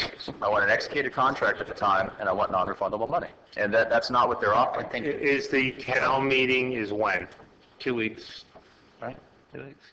3 weeks? December. I just want a date because the Thanksgiving holiday is coming up, and I'll be out of town. Let me just see if I can, I mean, just really quickly to just explain what our proposal is and what we're trying to get done is at this point, we want to have a signed contract. We will put up money non-refundable, typical contract inspection period. At the end of the inspection period, February 21st is when we'd go at risk. The money would go at risk. Until now, when we get the contract signed, we will have the money deposited, and if it needs to be more, we can do $100,000. It's not, the non-refundable deposit is not the issue, but we need the time to have the property under contract with a non-refundable deposit in place. The way that we've structured it is February 21st, that money that we put up would go at risk, and then our first payment would be March 21st. So what we're asking now is for a period of time where we have it under contract, we'll have a deposit up, although non-refundable, and goes at risk on that date. Mr. Williams. Mayor, I said I wasn't going to talk anymore on this, but... yeah, you did say that. Yeah. I thought this was the drop dead date. This is not the drop dead date? This is not it? I thought this was the time that they were supposed to come back with an executed contract. Everything is to be in place. Gave them, once again, they're in the driver's seat. We gave them the option again. They're here tonight before us again. And still, we're back saying the same thing. We need another date. If any other business have come in here, and we've given them the pleasure of doing what they're doing now, to me, the process, I believe in working it, and I believe in being fair. But how long are we going to continue to expend money for this project that we still do not know if it's going to work because they have not shown any faith, any substance to what they're doing? I'm not going to come back to another meeting and have the same discussion again over and over. It's not doable. Open it back up. If they are here, they'll continue to work. But if somebody else comes in play, then the person who brings the best deal gets the job done. I don't understand why we keep on going back and forth. We need to move on. Mr. Shirley. Did you have something else? You didn't quite finish it. Mr. Maldonado. I'm not saying anything. Wondering if I wanted to say anything. I think I was the only person who did not vote for this when it came before us for this exact reason that we're sitting up here today. It's on the record. Before us came a charter school or a bowling alley. When I looked at it, I said, the charter school, education, and the company had money to get going, but the community wanted the bowling alley. And it's true because I actually got a lot of flack from a lot of people in Homestead saying, we want that bowling alley, and I can't believe you didn't vote for it. But I said my concern was that I didn't feel that this deal, they were going to be able to do this deal. And so we're discussing it here.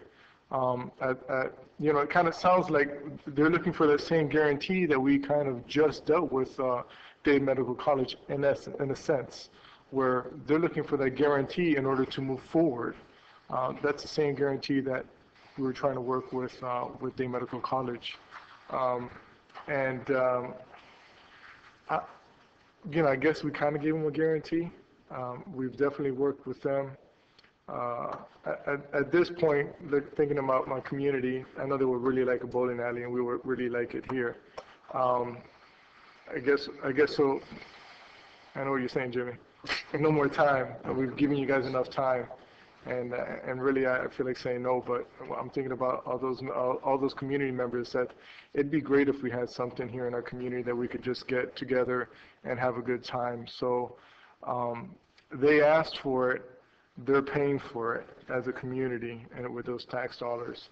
But even though that we're kind of overseers and stewards to make sure we don't overspend it. So with that, I would agree in this time just to extend, whether it's a week or two, but to finally get that guarantee in place from us and so that we could move forward. And then they have a certain amount of time, whether they produce or not, you know, they're out, like I said, they're out the money that they put in, and it's a year and eight, but we're only looking about a couple months away, right?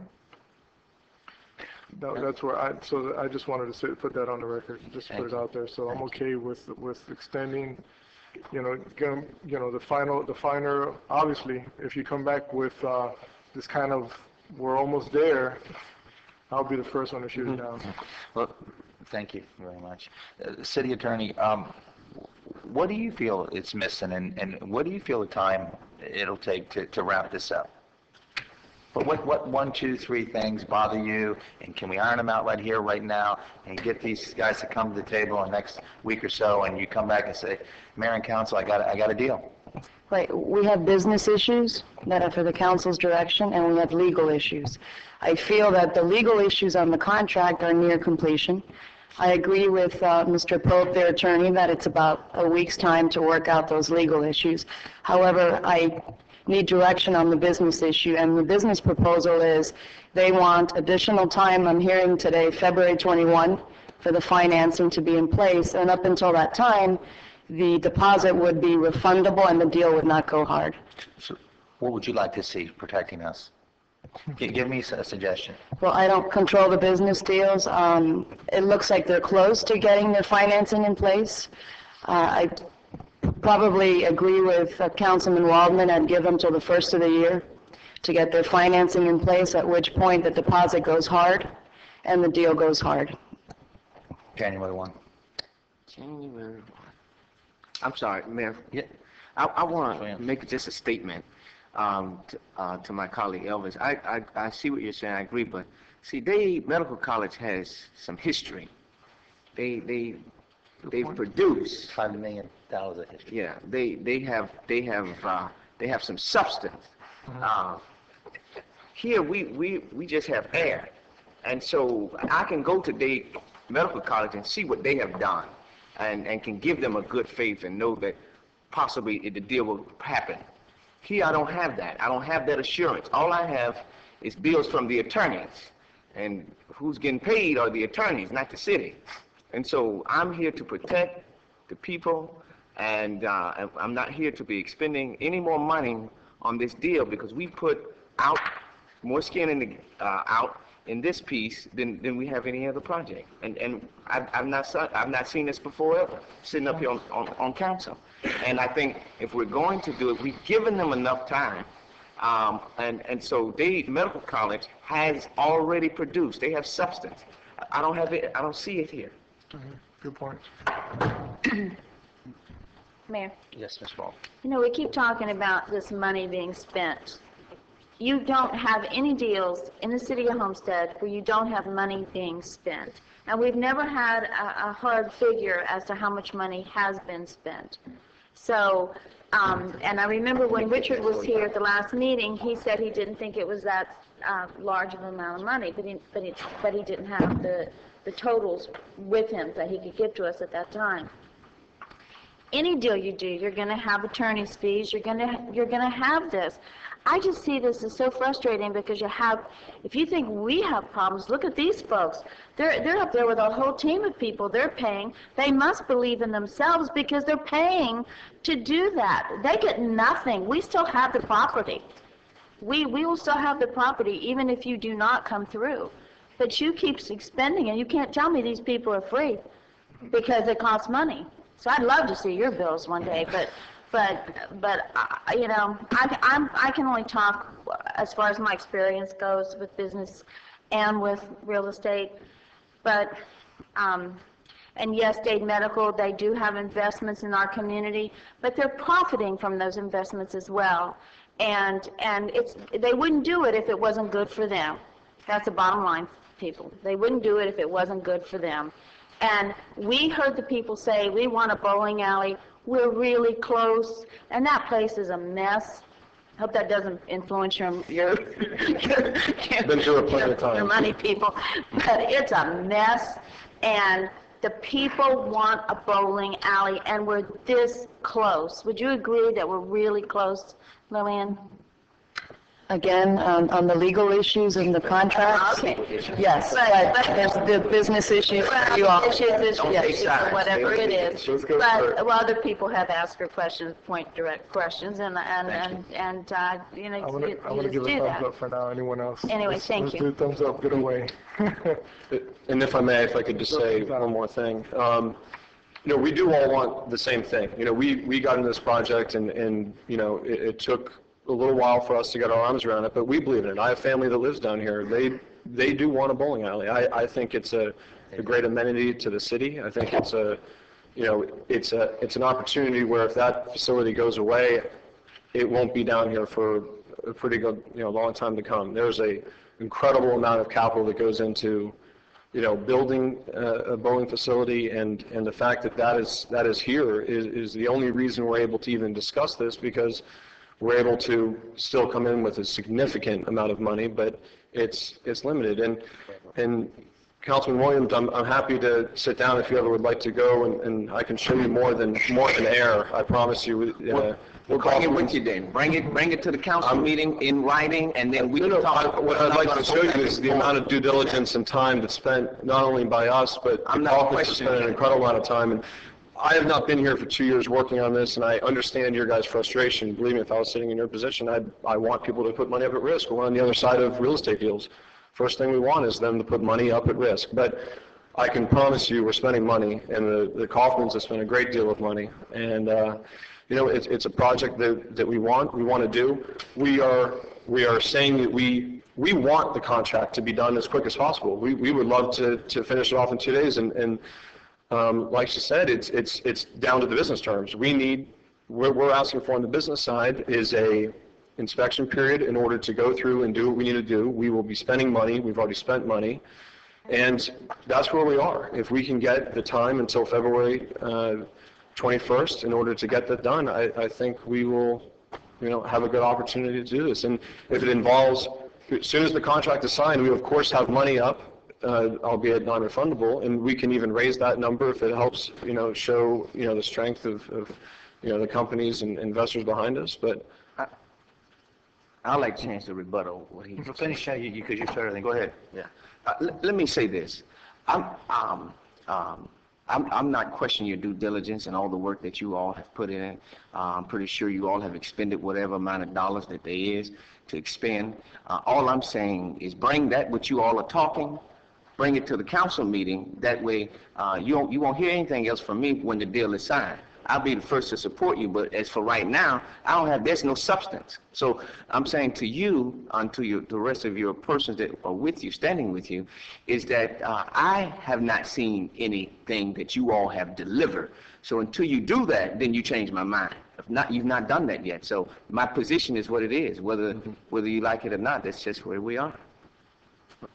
Mr. Shaw. Mr. Mayor. Yes, sir. I just want to, for the record, clarify, that it's shaping up as a pro-bowling alley against a bowling alley. I'm in no way against a bowling alley. I'm completely pro-bowling alley, and what my position is I want to work as hard as we can as a council to get us a bowling alley in place.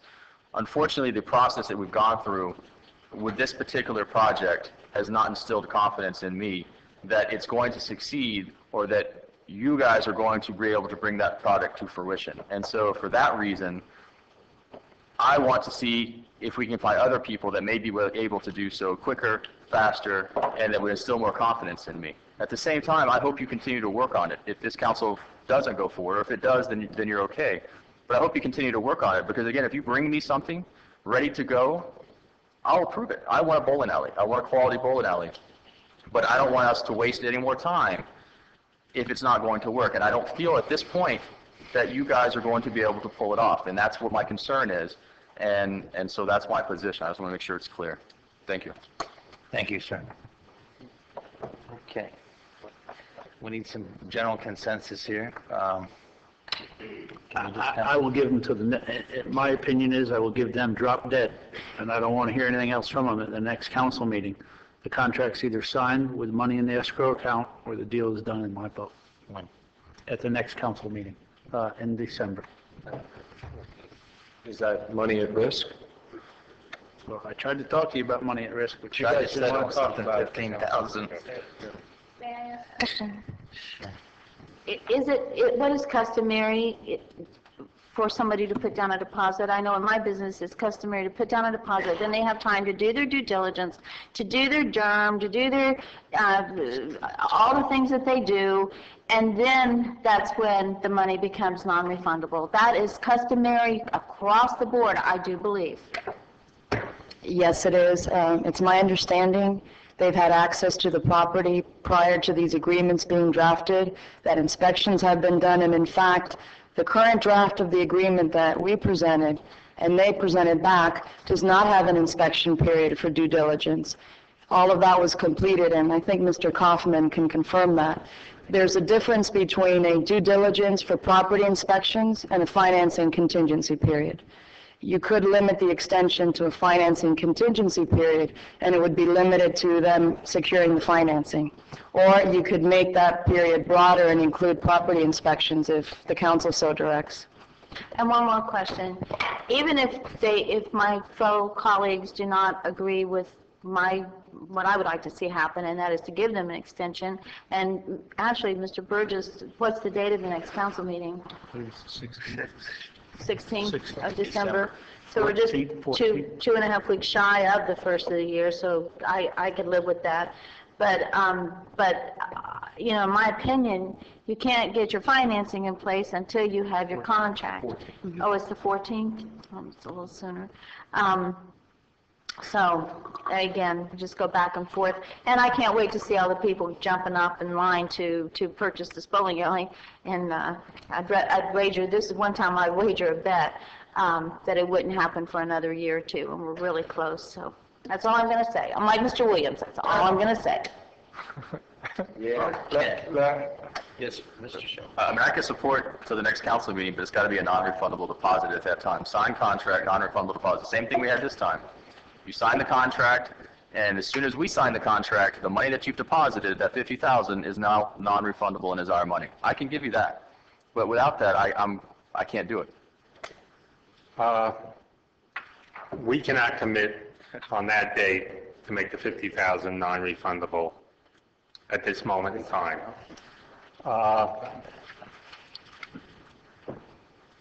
We think we could have a contract done, from what Mrs. Arango is saying and what Mr. Pope is saying, very rapidly.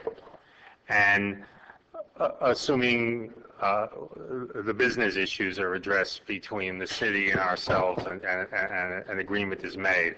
And if that comes to fruition before, or there is an open business issue that we can't come to agreement on between ourselves, then perhaps the manager could poll the council and get a business decision on where that is.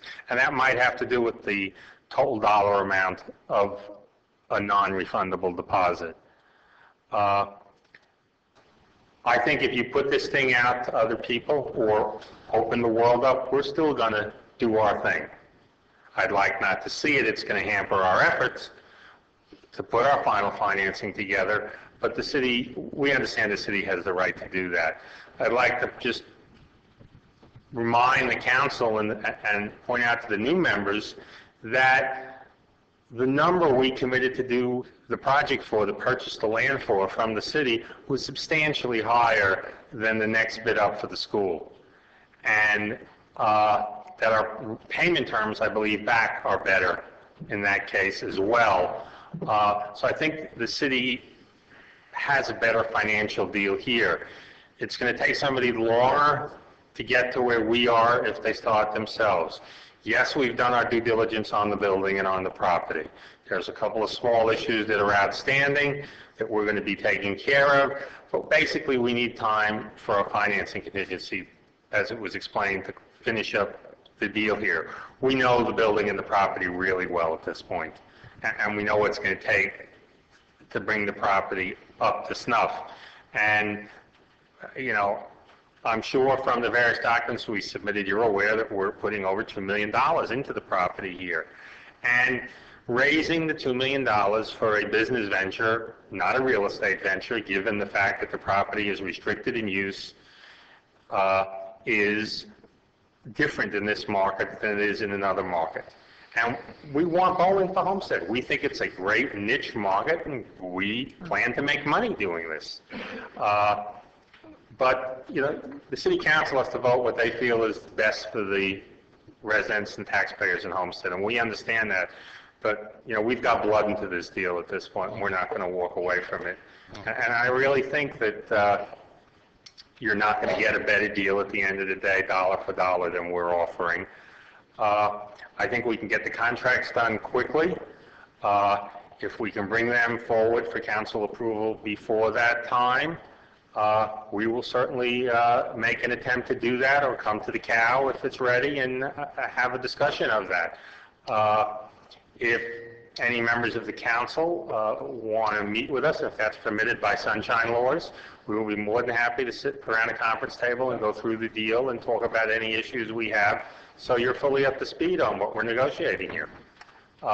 We want to get the deal done, and the people that do the deal are here. Okay, let me tell you what I'm hearing. I'm hearing 4-3 up here, 4-3, 4-3. I know my council very well, and I'm hearing it. So nobody's been more helpful, Mr. Kaufman. Hello? Yes. All right. I think that you're looking at the next council. I think that you're looking at an offer of drop-dead money, $15,000, $20,000, whatever is going to cover our hard number, whatever it is. That was a good offer, I think. So I'm going to go with them and say, we're going to stay till the next council meeting. But there's still going to be a requirement of that, non-refundable $15,000. Correct? Is that what it was? That's what I offered, but they didn't seem to want that either. No, look, like you said, it's our decision. So look, don't worry about it, because we're not voting tonight. We're giving a nod on a decision here. All right? That's all we're doing. So don't worry about it. Come back in the next council meeting, or don't come back. I don't mean that in a harsh way, and I've been involved in this for a year. And I think nobody reached out more than I did to you. Hello, what's going on? Let's get this bowling alley thing going. So that's what I'm hearing up here. All right, and my job is to facilitate and lead the council and get this thing that we need to move on. We've spent a lot of time on it now tonight. The clock's ticking with our attorney. Jimmy's right; it's costing us money sitting here now. So let's move forward. Hopefully, you guys negotiate in good faith, in good faith here, and things happen quickly, rapidly in the next week, and hopefully it all falls in place. So, with that said, do we have it put together here? Is that what it is? 15, next council meeting. Anybody else want to chime in before we all nod our heads and get some direction? Well, I have just Sure. a final comment.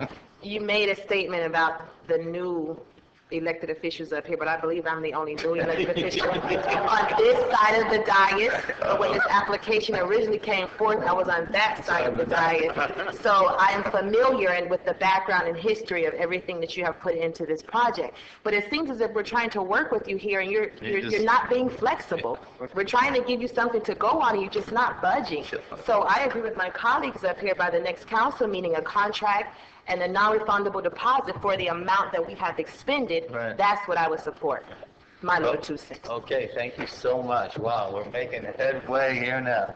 All right, you got the directions? I think we got it. Well, but you say the amount of money that we have spent, we need to know the amount of money that we have spent. Well, I think the direction I thought I heard was whatever the dollar amount is, or that we have, the real numbers is what we'll ask them for. That would be what I'd like. So whatever the number is. The last number I saw was $7,500, but I'm sure we've increased that since the weekend. Is that including your staff? No. No, so don't put that That number was out just there. the city. That's just city attorneys. Correct. Okay, and we're talking about staff too. Okay. Don't say just 7,500. And then also, I think it's pretty clear though, what they're saying though is they will not guarantee financing till February. So I think we have to understand that that's what they're asking for in this document. I hear you. Okay. Thank you. Thank you, gentlemen, very much. We appreciate Have a great evening, and hopefully we'll see you soon. And we wish you all a happy Thanksgiving. Thank you, sir. Okay, thank you, council members. Here we go. We had new City Hall lot site. This was staff report. I think we're talking about looking at some green space. Can you bring us up to speed on Mayor, that? I think the suggestion was to grass over the site, put a 2-foot fence on there. One thing to be aware of is the sentence there regarding parking. Should you decide to go in that direction, we just need a zoning change to allow parking. But right now, the proposal is for if you're interested in expending the $50,000 and going forward, then we'll start the bidding process and we'll come back to you with the final award of the contract. I'll speak first. I usually speak last, but I think it would be, I've got a letter here from Miami-Dade Community College who supports the idea unbelievably, because they say that it's just unsightly looking at that big giant green fence. Some of the cloth is torn down, some of it's up, and to look through that, it's just unsightly. It'd be beautiful just to see a grassy green area. I wasn't really looking for a parking lot. I think there's plenty of parking around there for right now, but a nice grassy area would make a huge difference in downtown for Washington Avenue. My colleagues, yes, Mr. Mayor, I don't disagree at all. I think I drive by that probably 2 or 3 times a day, and I've always asked, I think I've asked both city managers or all city managers who we've had, what are we going to do with that site, because it's unsightly. We need to do something with it. However, so I'm not opposed to putting sod on it and making it look nice. However, I think that maybe before we do that, we should address the big issue, and that is, what are we going to do overall with City Hall? Are we going to look into building it there? Are we not going to build it there? And then that way we can make larger plans versus saying, let's spend $50,000 to improve it. And then, let's just go ahead and do a workshop and make a big decision. And then that way we can go forward one way or another, whatever we're going to do with the site. Because I know that was on the list of issues that the city manager had raised for us to discuss going forward. And I think that this kind of is a catalyst to maybe a workshop on what the current options are. Because I know that we have the original plan. I've seen some other plans being proposed by some local architects that look like they may have some merit. And I know that we also did a study about 1.5 years ago showing that it was cost effective to build City Hall now. And so I think it'd be a good time to maybe address the overall issue first in a rapid decision. And then therefore we can go ahead and do what we're going to do with the site. But ultimately, yes, we need to get rid of the fencing and make it look nicer. Okay. I think that's a great idea, the workshop, but that's something that could go on, for the next 3 or 4 months, and we were looking for really just kind of a somewhat of a quick fix. I personally, can tell you that the majority of our citizens, doors that I knocked on, are not in favor of a new City Hall. I just came off of a campaign that I knocked on over 800 doors, and they are not in favor of spending $25 million during this depressed economy. So if we put that out there, I'm not part of it. I don't want to be part of it. I don't even want to be part of the workshop, because I can tell you it hadn't been 30 days, and it's fresh on the citizens' mind in this community. Do a poll. Just do a poll, and tell them you're going to spend $25 million to build a new building for us to reside in. And God bless you if you got a campaign coming up, but whatever. I tell you, it's fresh. I knocked on too many doors. I can tell you, it's not something that's going to fly. But I'm willing to go into the workshop. I just would like to see it go quickly. 30 days would be acceptable in my book, and I'm willing to listen to what council thinks. Otherwise, we might as well just put the idea back in the back burner, because it'll go on for 6 months. Mayor, Yes. I agree with you. I knocked on those doors too, and I can tell you that people are very, very, very cautious about how we're going to be spending money. And is there something funny on this? No, you knocked on the doors. Anyway, it's very, this is a very serious matter. It's very serious matter. And I have a question. Why can't we pay for this out of CRA funds? Because it's in the CRA district.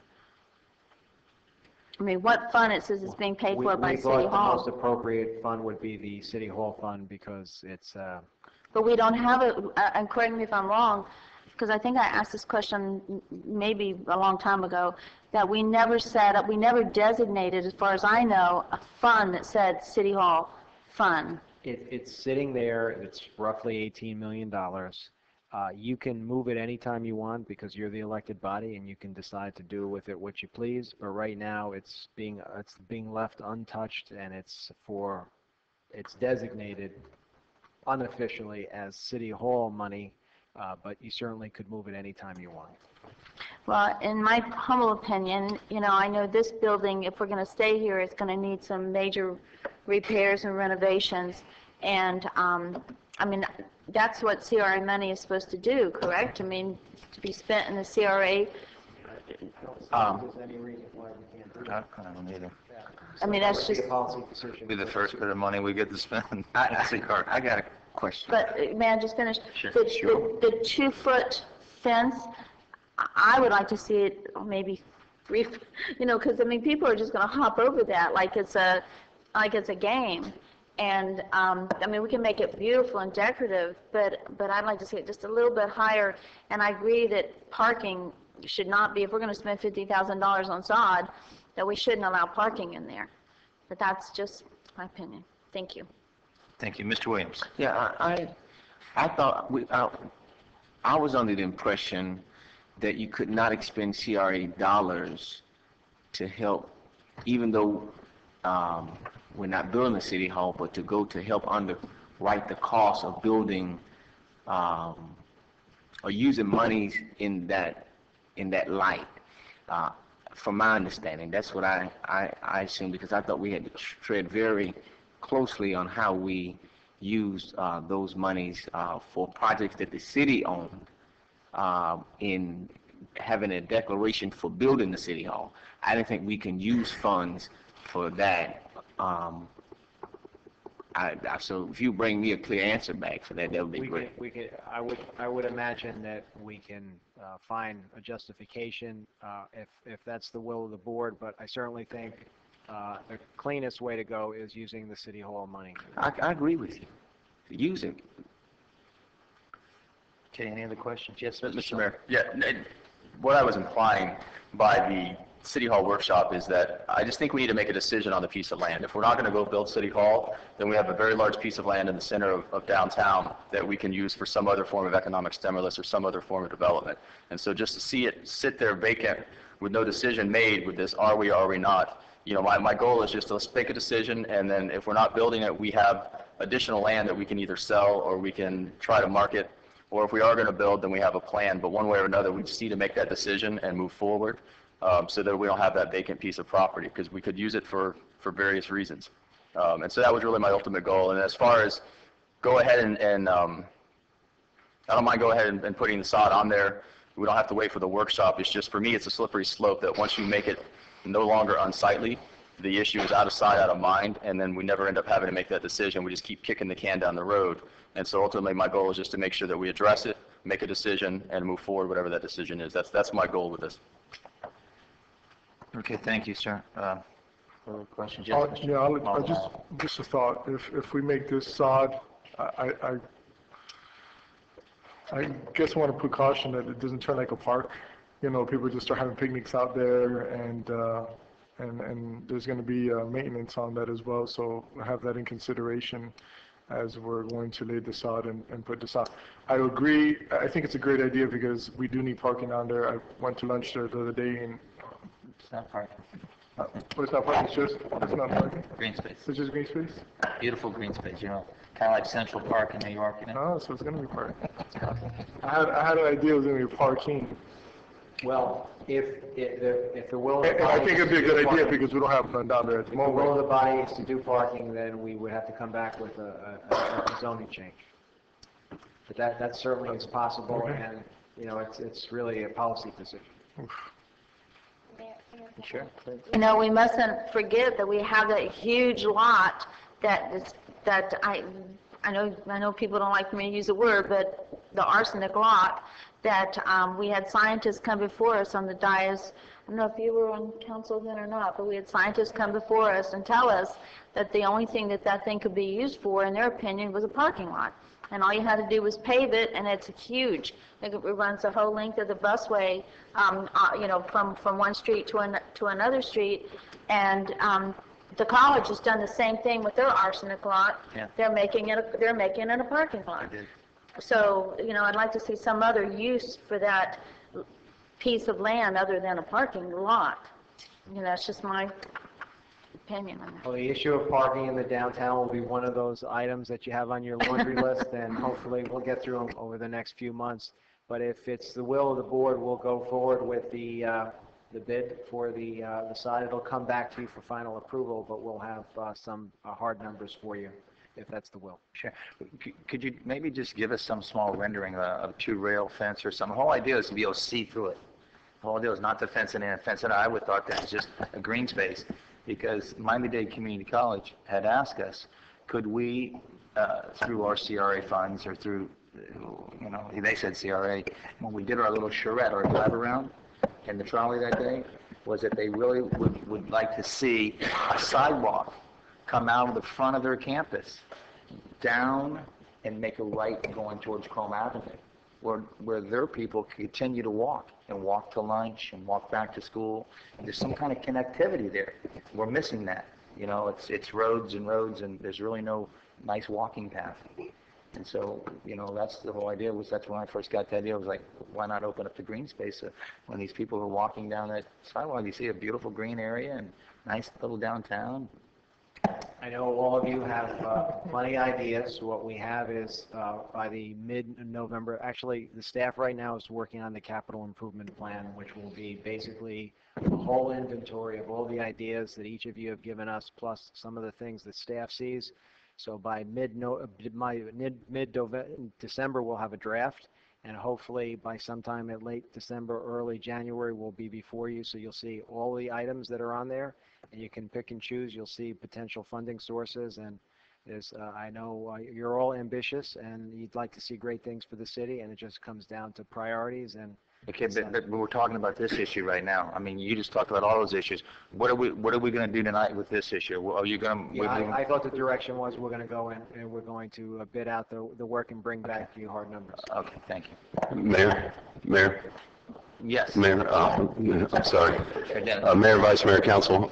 The fence that I was putting on here is the same fence that we used at James Archer Smith Park, and also where the busway runs along that property. It's the same wooden fence. I thought I'd keep it in contract with the property itself. The sod that I'm going with is a Bahia sod, which is kind of like a highway grass. It's kind of less in cost. If we go with the St. Augustine, you're going to look at a higher cost. Sure. So that's just some things that we have to look at. But I'll go forward with it. But the fence, that's what I was looking at. If you want me to go to a different direction on a decorative fence, we're going to go into more money. I think it's good. So whatever direction you want us to go with, I'll move forward on it. I like that. Mayor, what about irrigation? Do you need to water that? Would that be incorporated? Not with that type of grass. No?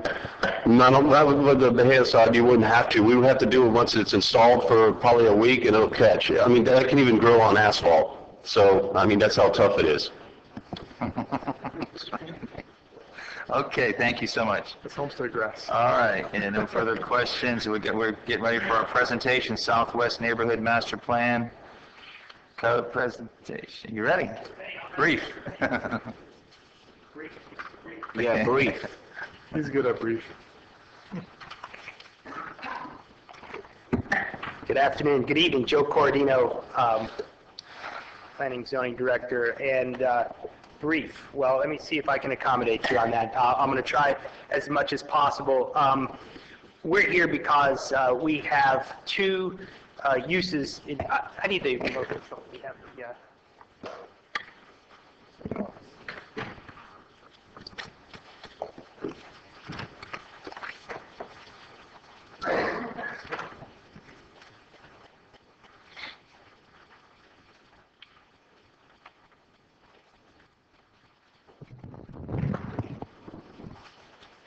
Well, I'll get started and we'll catch up with the remote control whenever you get it.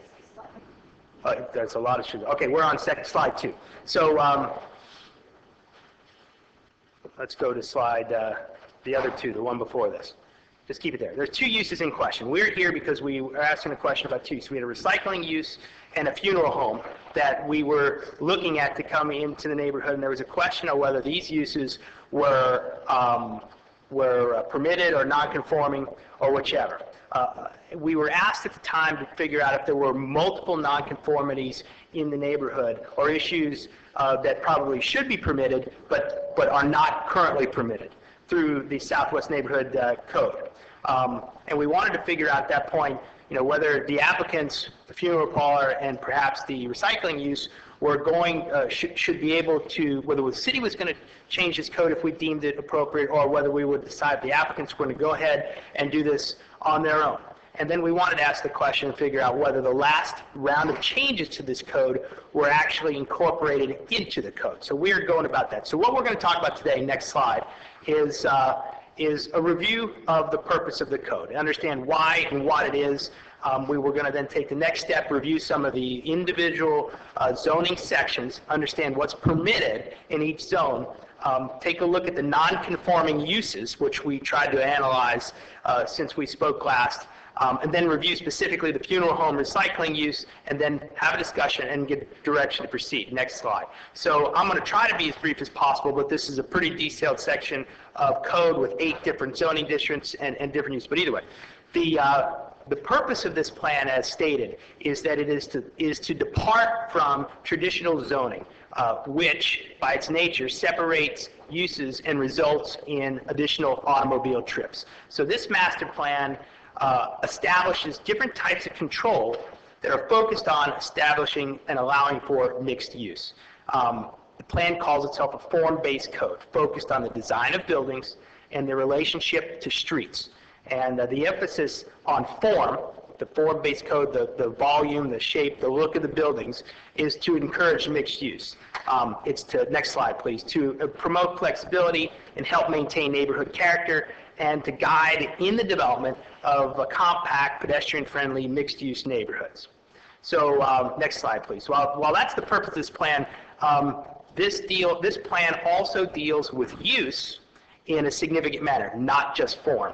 And so from that point of view, it's not really strictly a form-based code. It's a bit of a hybrid, and that's going to be important as we go through this. So next slide, please. The plan, the vision of this plan was to develop a guideline for redevelopment in Southwest neighborhoods consistent with smart growth principles. It seeks to increase housing and economic development opportunities for both current and future residents of the neighborhood. Next slide, please. The plan was originally created in 2006. It was modified in 2009, and all the changes that were approved in the 2009 ordinance were incorporated into the zoning code. Next slide. And then you can go to the slide after that. The form-based code talks a lot about architectural style. And what this code focuses on specifically are really 3 styles: Bahamian, Floribbean, and Key West. So what does all that mean? Good question. It means that it includes things like porches, overhangs, steeply pitched roofs, gable openings, metal roofs, etc. And those are what the code is looking for. Just go forward 2 slides. It talks about general standards. It talks about the standards in the master plan when in conflict with other pieces of the code, the master plan would take precedence. Next slide. It talks about non-conforming uses and dealing with non-conforming uses. And then it specifically prohibits several different types of uses. These are included in adult entertainment uses, sand and gravel or other mineral extractions, prison, outdoor advertising, manufacturing, storage, disposal of hazardous waste, and mobile homes. Next slide. So this I'm going to move through quickly. This is the regulations, and there are, next slide, 8 sub-districts that we have to talk about. I'm going to briefly talk about these guys, about their purpose, explain what they do, and if you have any questions individually, we can go through those. Next slide. Each sub-district contains three main components. Each sub-district talks about the physical attributes of a property, meaning the lot size, the building placement, and the frontage. They also talk about the building type. There are 8 different building types that are allowed. But the primary governing principle with this whole thing are the permitted uses. And that's what we fall back on when we go and implement this code and read it to see what is allowed in certain places. Next slide. So let's talk about the first district, and that's the traditional single-family neighborhood. This aspect of the code talks about the intent of the sub-area to create a single-family neighborhood that provides a range of housing types to serve a wide range of households, family sizes, ages, cultures, and incomes. It's characterized by predominantly single-family residences in a village setting to encourage a pedestrian-friendly environment reminiscent of the historic character of the city. So it allows 3 different building types: single-family homes, townhouses, and a civic and government use. Interestingly enough, the civic and government building type is allowed in every one of the districts, which will become important later. But more importantly, it talks about the permitted uses. And the permitted uses in this zone specifically state residential 6 units per acre. And then it discusses a retail component. And it talks about ancillary retail. There are 3 aspects of this: restricted to corner properties, and the fact that this retail, if ancillary to the neighborhood and on the corner, is not to consist of 5,000, is not to consist of more than 5,000 square feet. And that's a very important guiding principle to this code. So when we move to the next slide, which is the traditional multifamily neighborhood, the differences are not much, except for this use allows for a different type, a denser building style. Again, this is a residential neighborhood that also talks about ancillary retail on the corners at 5,000 or less square feet. Next slide. And as we go down the list, we start to get into the mixed-use neighborhoods. And this mixed-use sub-area is to provide a very great flexibility in both uses and building types. And as you can see through the permitted uses, it permits a lot more. It talks about residential attached, hotels, professional office, retail at less than 25,000 square feet, restaurant, grocery store, convenience store, daycares, and community homes. Next slide, we talk about downtown mixed use, which is a bit more commercial in use, and the building types allowed here are the greatest extent possible, almost all of the building types, and it again has very similar permitted uses as it implements itself.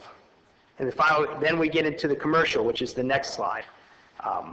This allows a little bit more conventional suburban development, more akin to what you would put big box retail that you would see on US 1. As you developed it along Chrome, the building types would continue to promote a lot of the pedestrian-friendly nature of the community that the remainder of the code presents, and its uses go all the way from residential, hotels, retails, grocery stores, and all those things permitted in the B3, B2, B1, or B1A zoning of the regular code. Next slide, please. This is the first aspect of the code in the Southwest neighborhood where you start to see prohibited uses, and this is an extensive list of prohibited uses that talk about airports and beverage or liquor distributors or nurseries or storage facilities or wholesale storage rooms, pawn shops. Next slide. We go into the industrial sub-area. This is also an important area to discuss as it deals with some of the applicants that have come through in recent months.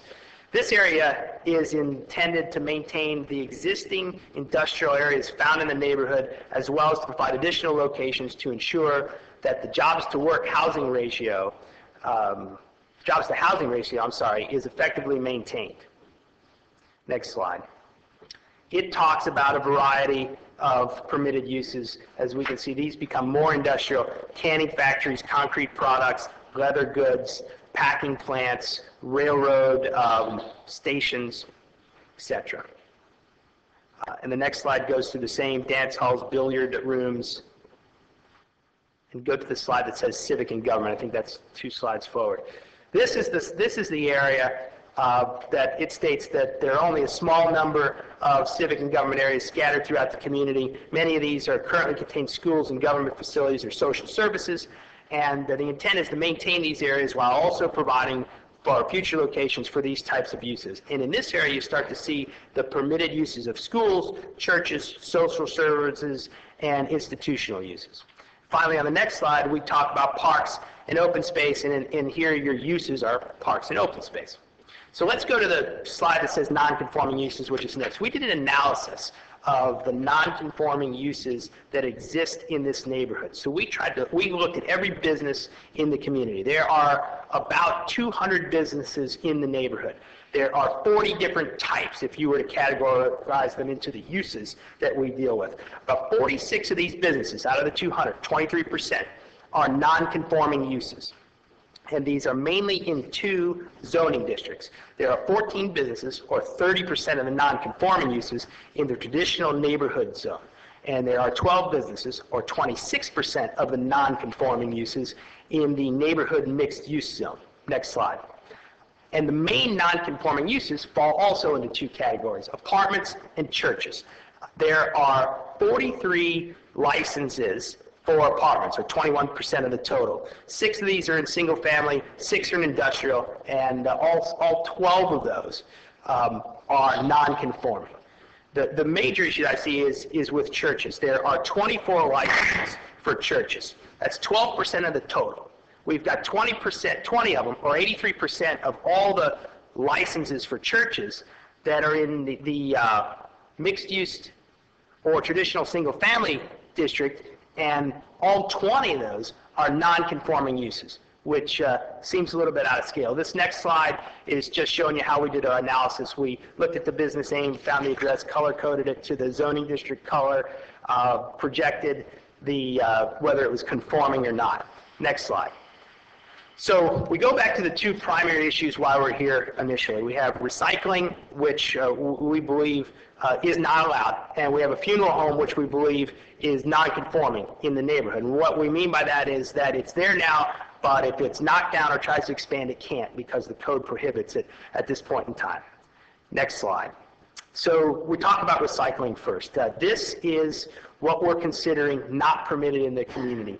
The area is industrial. We know that. Recycling is not expressly permitted in the code for industrial, but the industrial section of the code permits those things allowed in the commercial section, plus a few others. And in the commercial section of the code, we see an express prohibition against storage yards, and we also see an express prohibition against transfer companies. And if you look at the way, and I think an applicant is here tonight who may want to talk a little bit more specifically about how they plan to run a recycling business, but if you really look at the way these things operate, they do fall into the definition of storage yards and recycling facilities. So we're in the position of saying that they are not permitted. When we talk about funeral homes, again, these are not expressly permitted in the traditional single-family neighborhood, and that's, again, where the traditional family neighborhood allows the only other thing other than residential at 6 units an acre is ancillary retail restricted to the corners and of 5,000 square feet or less. So really a funeral home is an ancillary retail of a neighborhood, and that would be a barbershop or a grocery store or something like that that you use with a lot more frequency. They're traditionally a little bit more intensive of a use. So I can wrap it up by saying, what are we going to do? You got a few options. You can do nothing. We can initiate code changes for the funeral home and the recycling type of use that are initiated by the city. We can make a change for one or the other, either initiated by the city or initiated by the applicant if we feel necessary, or do a further detailed examination of the code where we recommend more long-term changes. But through our analysis, I think that the changes that we looked at, churches are certainly some that you may want to explore making a change for. With that, I'll open it up for questions and And one other thing I'd like to add, Mayor, is the third one, which is the church. We do have somebody here who has a church issue, so just want to, but if you're going to make some decisions tonight, if you wanted to consider the church thing as one of the big three things discussed tonight, I think the person in the audience would be interested in hearing. Thank you, Mr. Manager, thank you.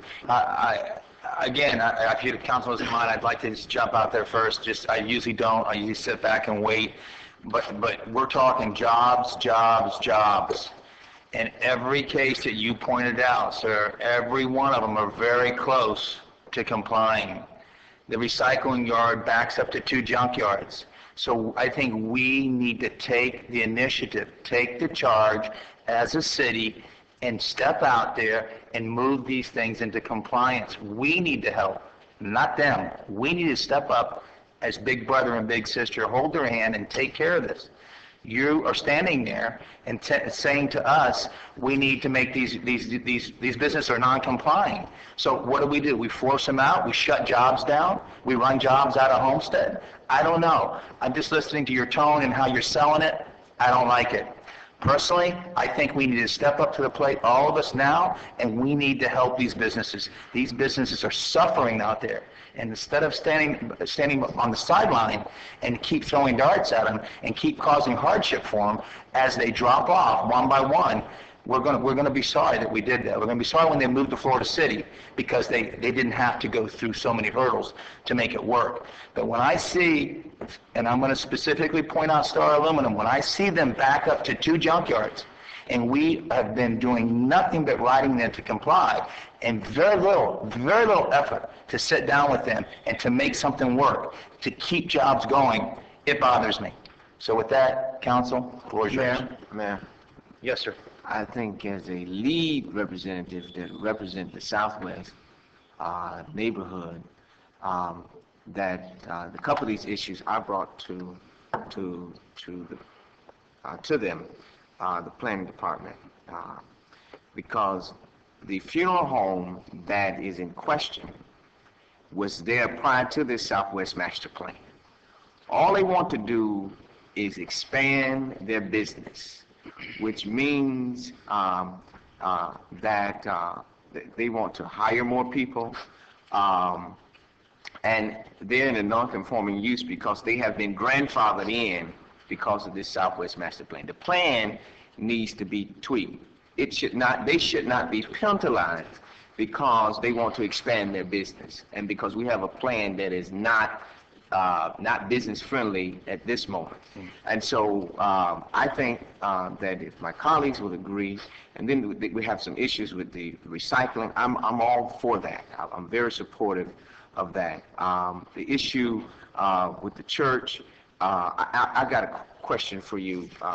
Yes, sir. Are you saying that the list that you have here are businesses or types that are out of compliance? Is that what this list is indicating? No, my list is all the businesses, and we determine whether they are conforming or non-conforming. Okay. My main point is this, is that I met with one of my constituents in dealing with the church. I think from the letter that was given on August 18, 2011, I know my colleagues probably not privileged to this letter, but it came from the zoning administrator and from your department. What is the problem with this, that they cannot bring operation of a church there? Well, in that section of the code, a church is not permitted. Right, but based on this letter, though, it's saying that it is a permitted use. No, it does not. It says that churches are permitted in a different section of the code. The first section of that letter states that in the neighborhood that they want to put the church, it lists the permitted uses. The last paragraph, basically, I don't have it in front of me, but that says in the government civic government section of the code, these are the permitted uses, and in that section, churches are permitted. So it doesn't state that churches are permitted. Well, why would your department send out something like this that's misleading? I don't believe that's a misleading letter. I think it's factual. Yeah, it's misleading, but that's neither here or there. My point is we need to tweak the code to be more friendly to those entities that are coming in, and that we need to do it in a way that they don't have the stress on them because of our code that really is not really kind of user friendly at all, and it kind of restricts those businesses that really need to expand, for lack of a better term. And I think that we ought to make sure that this is done. And I'm asking that to the city manager that we give completely overwhelming support and help the persons through the process that is user friendly, that we don't be a burden on them and help share in what they're trying to do and accomplish. And that's just where I stand. And I think if anybody came from what they're wanting in their community, whether it's the Northwest, Oasis, the Villages, the Keys Gate, I would not hinder any of you all in that process. But my community is I'm in one of the dire straits of Homestead community, and we need all the help we can get. And by this master plan, it kind of prohibits some of the growth that could take place that can revitalize the Southwest neighborhood. And I think this plan kind of constricts that in some areas that needs to be tweaked. So I'm not going to stand up here and take your first option. We're not going to do nothing. I think we ought to be more helpful in trying to navigate and help those persons navigate through the water. Thank you, Mayor. Thank you. Mr. Burgess. Thank you, sir. I think if we go back and look at the date, this was written in 2006 or that era back in there somewhere when the boom was hitting here, and I think people had illusions of grandeur of what was going to happen here in this city. And none of us were there. Well, excuse me, Councilwoman Waldman was there. So what their thought process was, I don't know, but I do agree with my colleague, Mr. Williams there, that we do need to tweak it and look at it again, because the times of when that was written and what was planned and what hopefully would have happened aren't a reality in today's world, unfortunately. So I would agree with him that we need to tweak it and go back and look at that whole thing again, because when that was written, none of us was here. The manager wasn't here. Mr. Cordino wasn't here. James was here still, so we'll throw a dart at James tonight.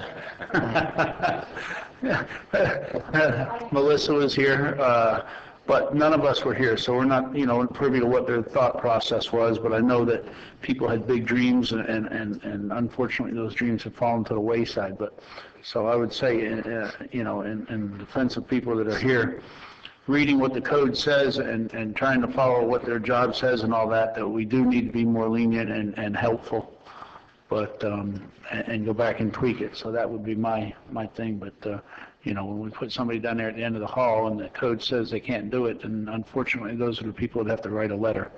I mean, I don't blame anybody for it.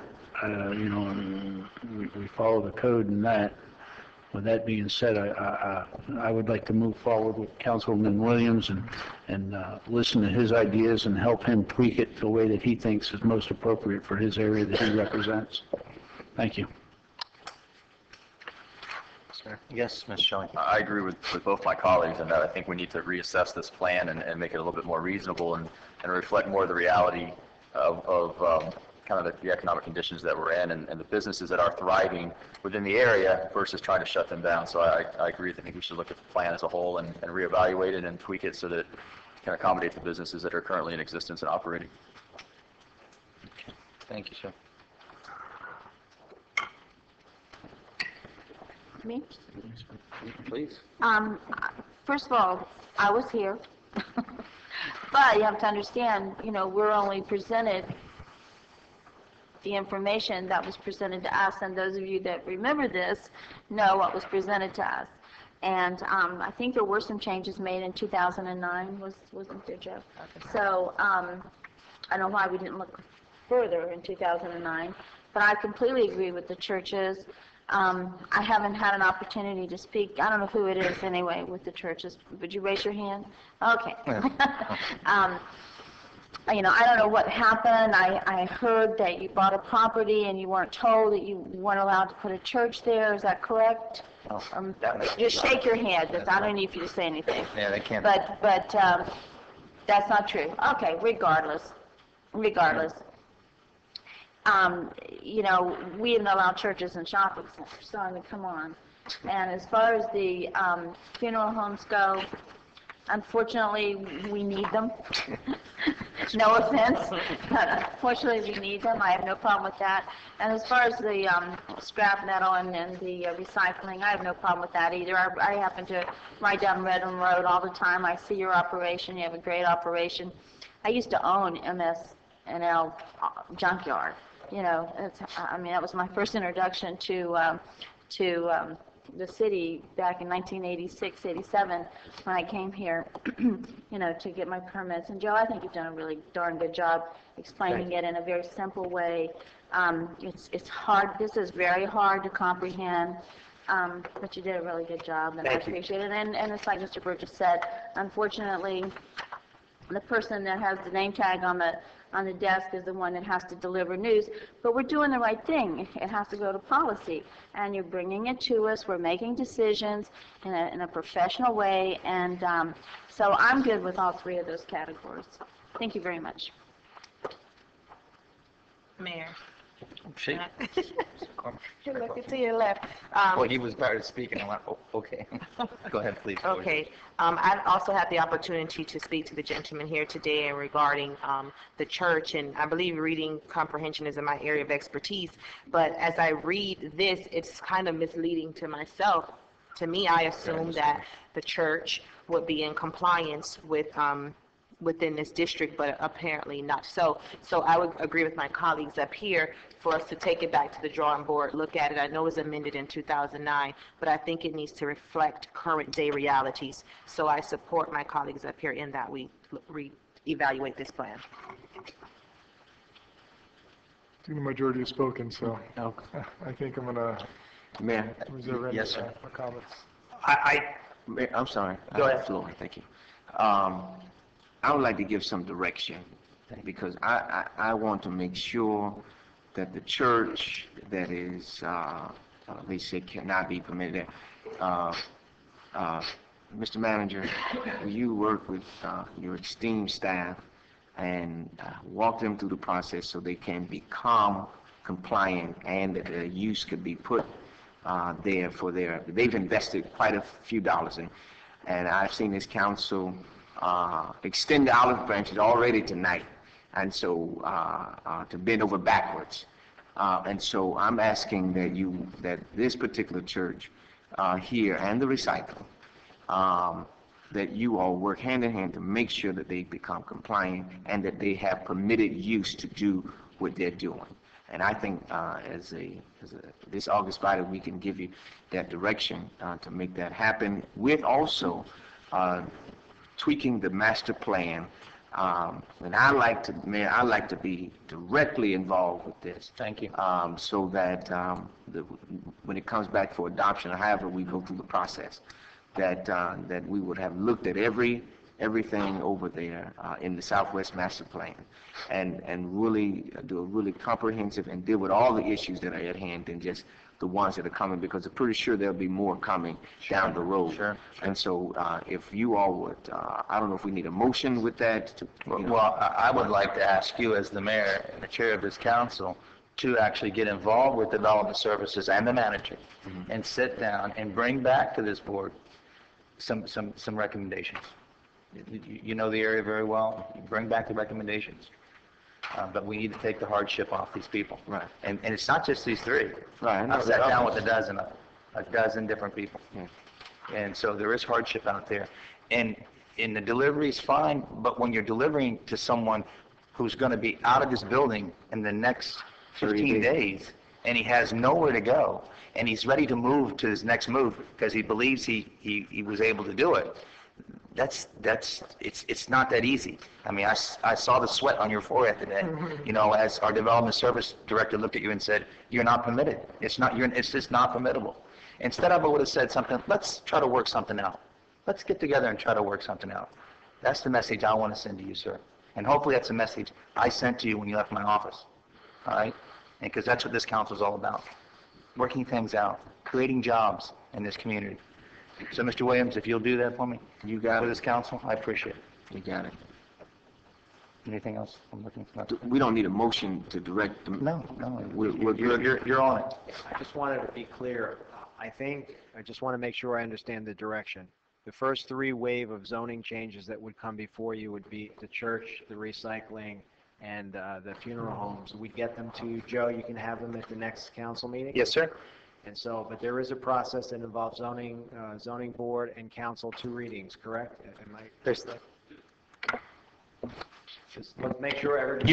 They won't be able to be before you for scheduling wise at the next council meeting because the ordinance has to go to the planning and zoning board, which requires notice, planning and zoning hearing, and then it has to come to the council for first and second reading.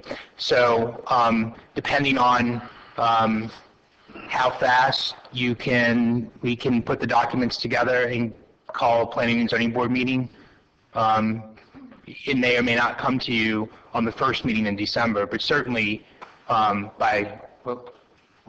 yeah. Well, let's try to make it happen, the first reading. I see you going back and forth. Let's call a zoning board meeting. Right. Mayor, I understand that, but the documents have to be drafted and have to be noticed for the planning and zoning board, which is within the next 2 weeks. So it's a lot of work. I mean, we're changing the code. So a lot of money. We'll do everything we can to get it done, and that's what we can do. And we're under tight time constraints. Mayor, if I might, Mr. Manager, is that your answer, or is that the answer you're going to give us tonight? I think that they can do the best they can to expedite the timeline. I think, though, I didn't want to leave you all with the impression that they're going to be able to just go ahead and do what they want until you change the code. And so I just wanted to make sure that was clear, because I think whatever we can do to shave the timeline, we'll do. But I didn't want you to walk away thinking here that they're going to be able to open up shop come tomorrow. I agree. Thank you for that glimmer of hope that it's going to be a little quicker. That's all we want to hear. And I think that the applicant, I think that the pastor now can have a little sigh of relief that he can move forward to hopefully starting the repair system that he wanted to do, the AC and the plumbing and whatever else he needed to do. You know, I think that you got a little hope now, correct? Thank you. Yes, Mr. Mayor. Just, I have no problem because of the hardship of these particular individuals that are before us, going forward with them as quick as possible, so long as we are going to also reevaluate the entire plan. Because I don't want to just handpick 2 or 3 people to help out. I want to make sure that the entire plan is looked at, which I know is the direction that we were given. But right, which was the second piece. Right. Once we get through those 3 pieces, we'll work with Councilman Williams. We'll go through it, make some suggestions, come back to you at another time with other options. I don't necessarily agree on handpicking people, but the whole process itself, we are going to go forward with. So I'm okay with the front part because of the hardship, knowing that the back part is still going to take place. Yes, that's the whole objective, and I appreciate your support, Councilman Shelley.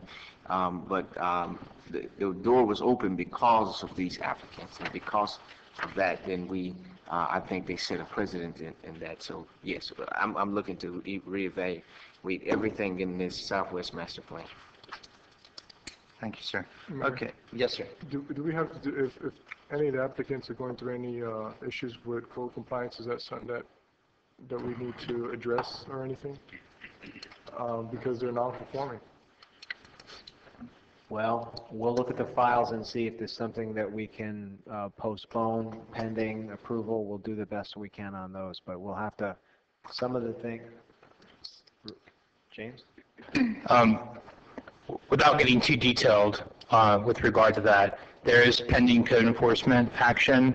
As we discussed with one of the applicants, if direction was given by the council with regard to legislative or policy changes, we would certainly go to that code enforcement hearing and defer that action until such time as those... Bear in mind is, in some of the cases, there's a whole laundry list of items. Some would fall within what you discussed tonight, but some might not necessarily, so I didn't want you to... Yeah, I mean, at least whatever was forward, whatever was on point, with what you discussed tonight, Right. which would be pending changes to the zoning, I think we'll be able to achieve postpone. Thank you, Chief. I have a question, please. Yes.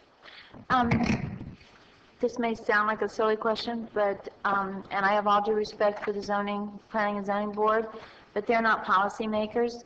So why can't these Yeah. 3 exceptions just come? I mean, is it possible, James or Joe? No, ma'am, it's not. Legally, the way that it's set up, your planning and zoning board, which is your local planning agency, under statute, gets to review and recommend, and under your code, gets to review and recommend to you any code changes. So they'll have to look at it and come to you on that recommendation. Can you change that? So that if we wanted to make an exception at a particular meeting, I mean, the church didn't contact me, so I just heard about y'all's problem.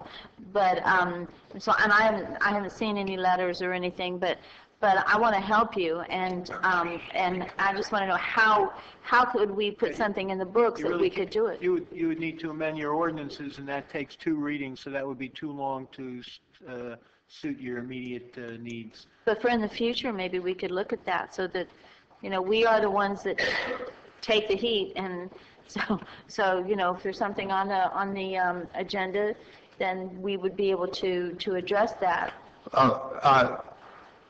Councilman Waldman, one of the things that you all can do to expedite the process is that certainly you would have first reading, but since you only have 1 meeting a month, perhaps you could do a special call meeting on the second reading later in the month to help facilitate and expedite the process to get the code amended. That's going to fall into the holidays, so but I'm assuming your staff could work through and try to schedule something to expedite that. I would be all for that. Now, I will just mention, because this issue came up back in 2009 when we made amendments, and just so that you all are aware, because this area is governed by both a master plan and the implementing land development regulations, the master plan, any changes to the master plan requires that all 430 acres, property owners within that area get noticed, and the surrounding properties around there. So there's going to be a massive mailed notice that's going to go out to all those property owners. So you, as well as staff, will be getting many emails or phone calls with regards to those, because I know that was pretty alarming for people last time. Right, I remember. Thank you very much. Thank you, Joe. I'm going to tell them job creation. Mr. My idea was just, we could always do the first reading and what, it's 48 hours, 24 hours notice on a special call? So No, there's it's more like a 7 days, because there's statutory notice requirements in between first and second reading that we have to adhere to. Okay. So there's a statutory time frame that, at a minimum, that we have to comply with between first and second reading. Thank you. Okay, thank you. Any further questions? All right, next item on the agenda is city manager. City attorney? Nothing to report tonight, Mayor. Thank you. Thank you.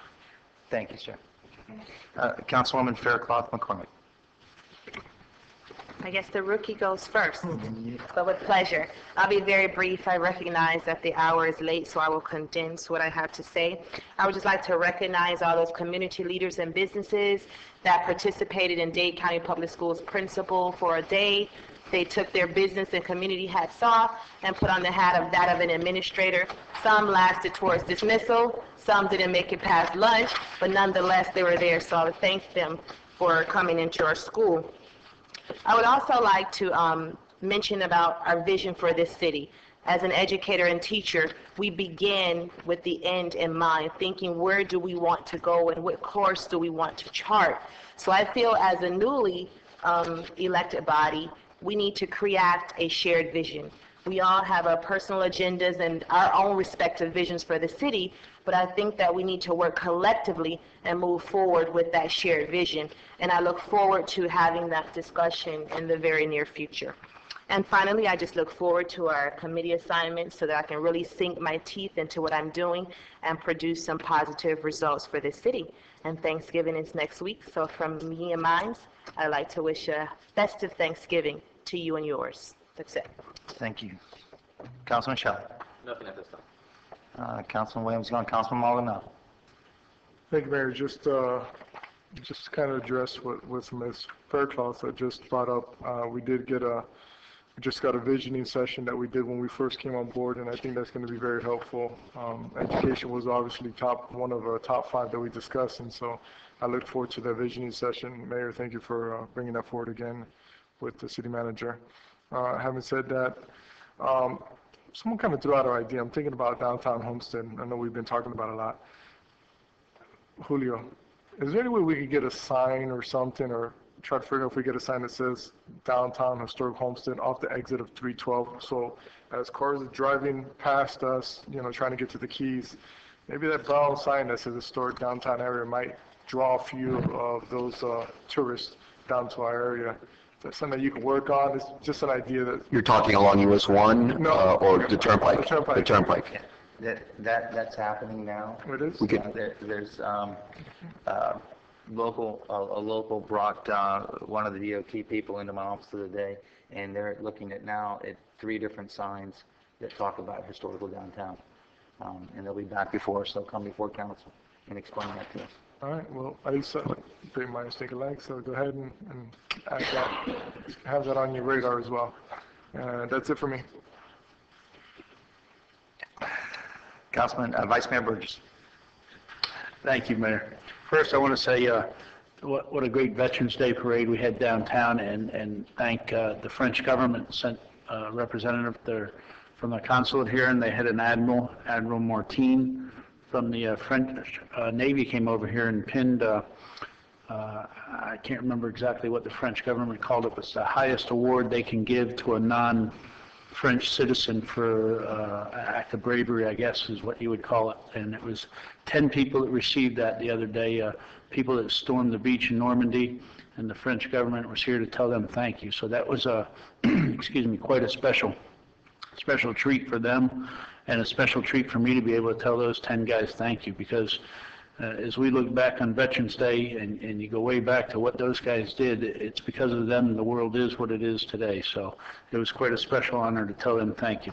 To my colleagues, to the city manager, his assistants, department heads, remember the Miami-Dade League of Cities is hosting their first annual Best Practices Workshop on December the 2nd. It's a full day up in Doral with many different things. It's kind of based on a one-day Florida League of Cities thing with different workshops and conferences and vendors there for everybody, attorneys, like I said, department heads and everybody. So that's, I believe it's $50 a person, and it should be a great thing for people, department heads and managers that sometimes don't make it to the League of Cities and get the opportunity to meet all the vendors or see the ideas that are out there. And then lastly, I had a great conference call yesterday with a representative from International Speedway Corp. Things are progressing well for the city at the state level as we try to help out to alleviate our tax burdens that we have and look at some ways to help the city recoup the funds that we spend every year.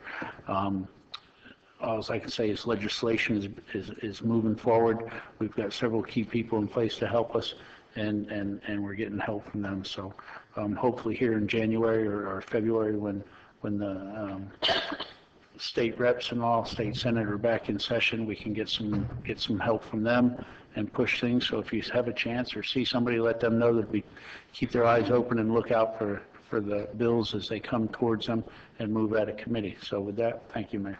Thank you, sir. Councilwoman Wallman. Yes. The floor is yours. Thank you. Again, the Veterans Parade was absolutely, it was very touching to see an older gentleman, for me particularly.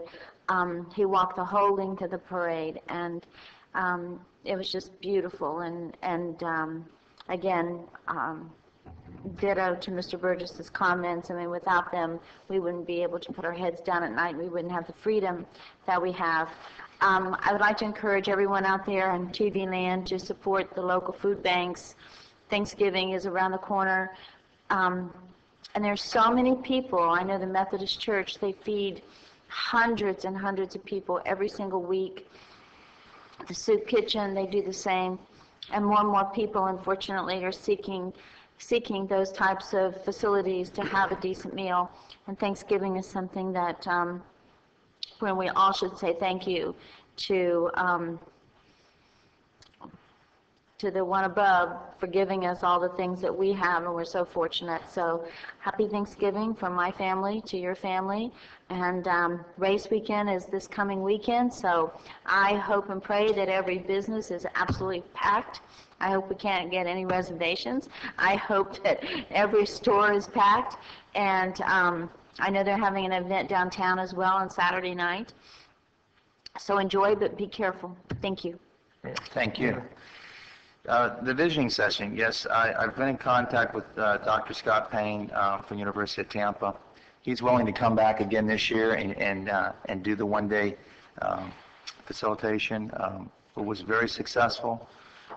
And in the past 2 years, we created 5 vision statements, and it was an all-day seminar, and it actually went very well. So I'd like to hear from my colleagues when they think in January you feel comfortable with that. Mid-January, early February, he said he was available. He'd make himself available. So take a look at your calendars and give me some suggestions. Committee appointments within the next 2 weeks. Please respond, in writing. If you'd give me some ideas of what committees you'd like to oversee or become the liaison between. Speaking of Thanksgiving, Dade Medical College donated 500 turkeys. They called me and asked me what I thought the facilities in Homestead who could handle this, and I broke it up into 5 different areas: Trinity Faith Tabernacle, the Soup Kitchen, Fresh Start, the Food of Life Outreach Ministry, and Galata. So with those facilities, we'll receive 100 turkeys apiece, gratis of Dade Medical College to the City of Homestead, Mayor and City Council. The Southwest Advisory Committee is in need of 1, but there are 2 nominations right now so that they can move forward. Right now they're lacking a quorum, and so I have LaWanda Braggs, Patricia Fairclough-McCormick. Do you want to say a little bit about her? Sure. LaWanda Bragg is a current math teacher, high school teacher. She's been teaching for about 10 years. She's born and raised in the city of Homestead, in particular the southwest section. She has a strong command of the issues affecting the community. She has a passion for this community, and she has the knowledge and the education. So I feel that she'd be a great asset to fill my shoes that I left in the Southwest Advisory Committee. So all in favor, say aye. Aye. Nays? Okay. Carries. Ashley Harvey, Mr. Williams left, but she's also wanted to be part of that committee. All in favor? Aye. Nays? That carries. Okay, and everyone please have a wonderful Thanksgiving holiday. God bless. Motion to adjourn. Thank you. Second? Second. Did you come prepared to talk about that? And I just sat back and thought about it. Actually, I called him about a week ago.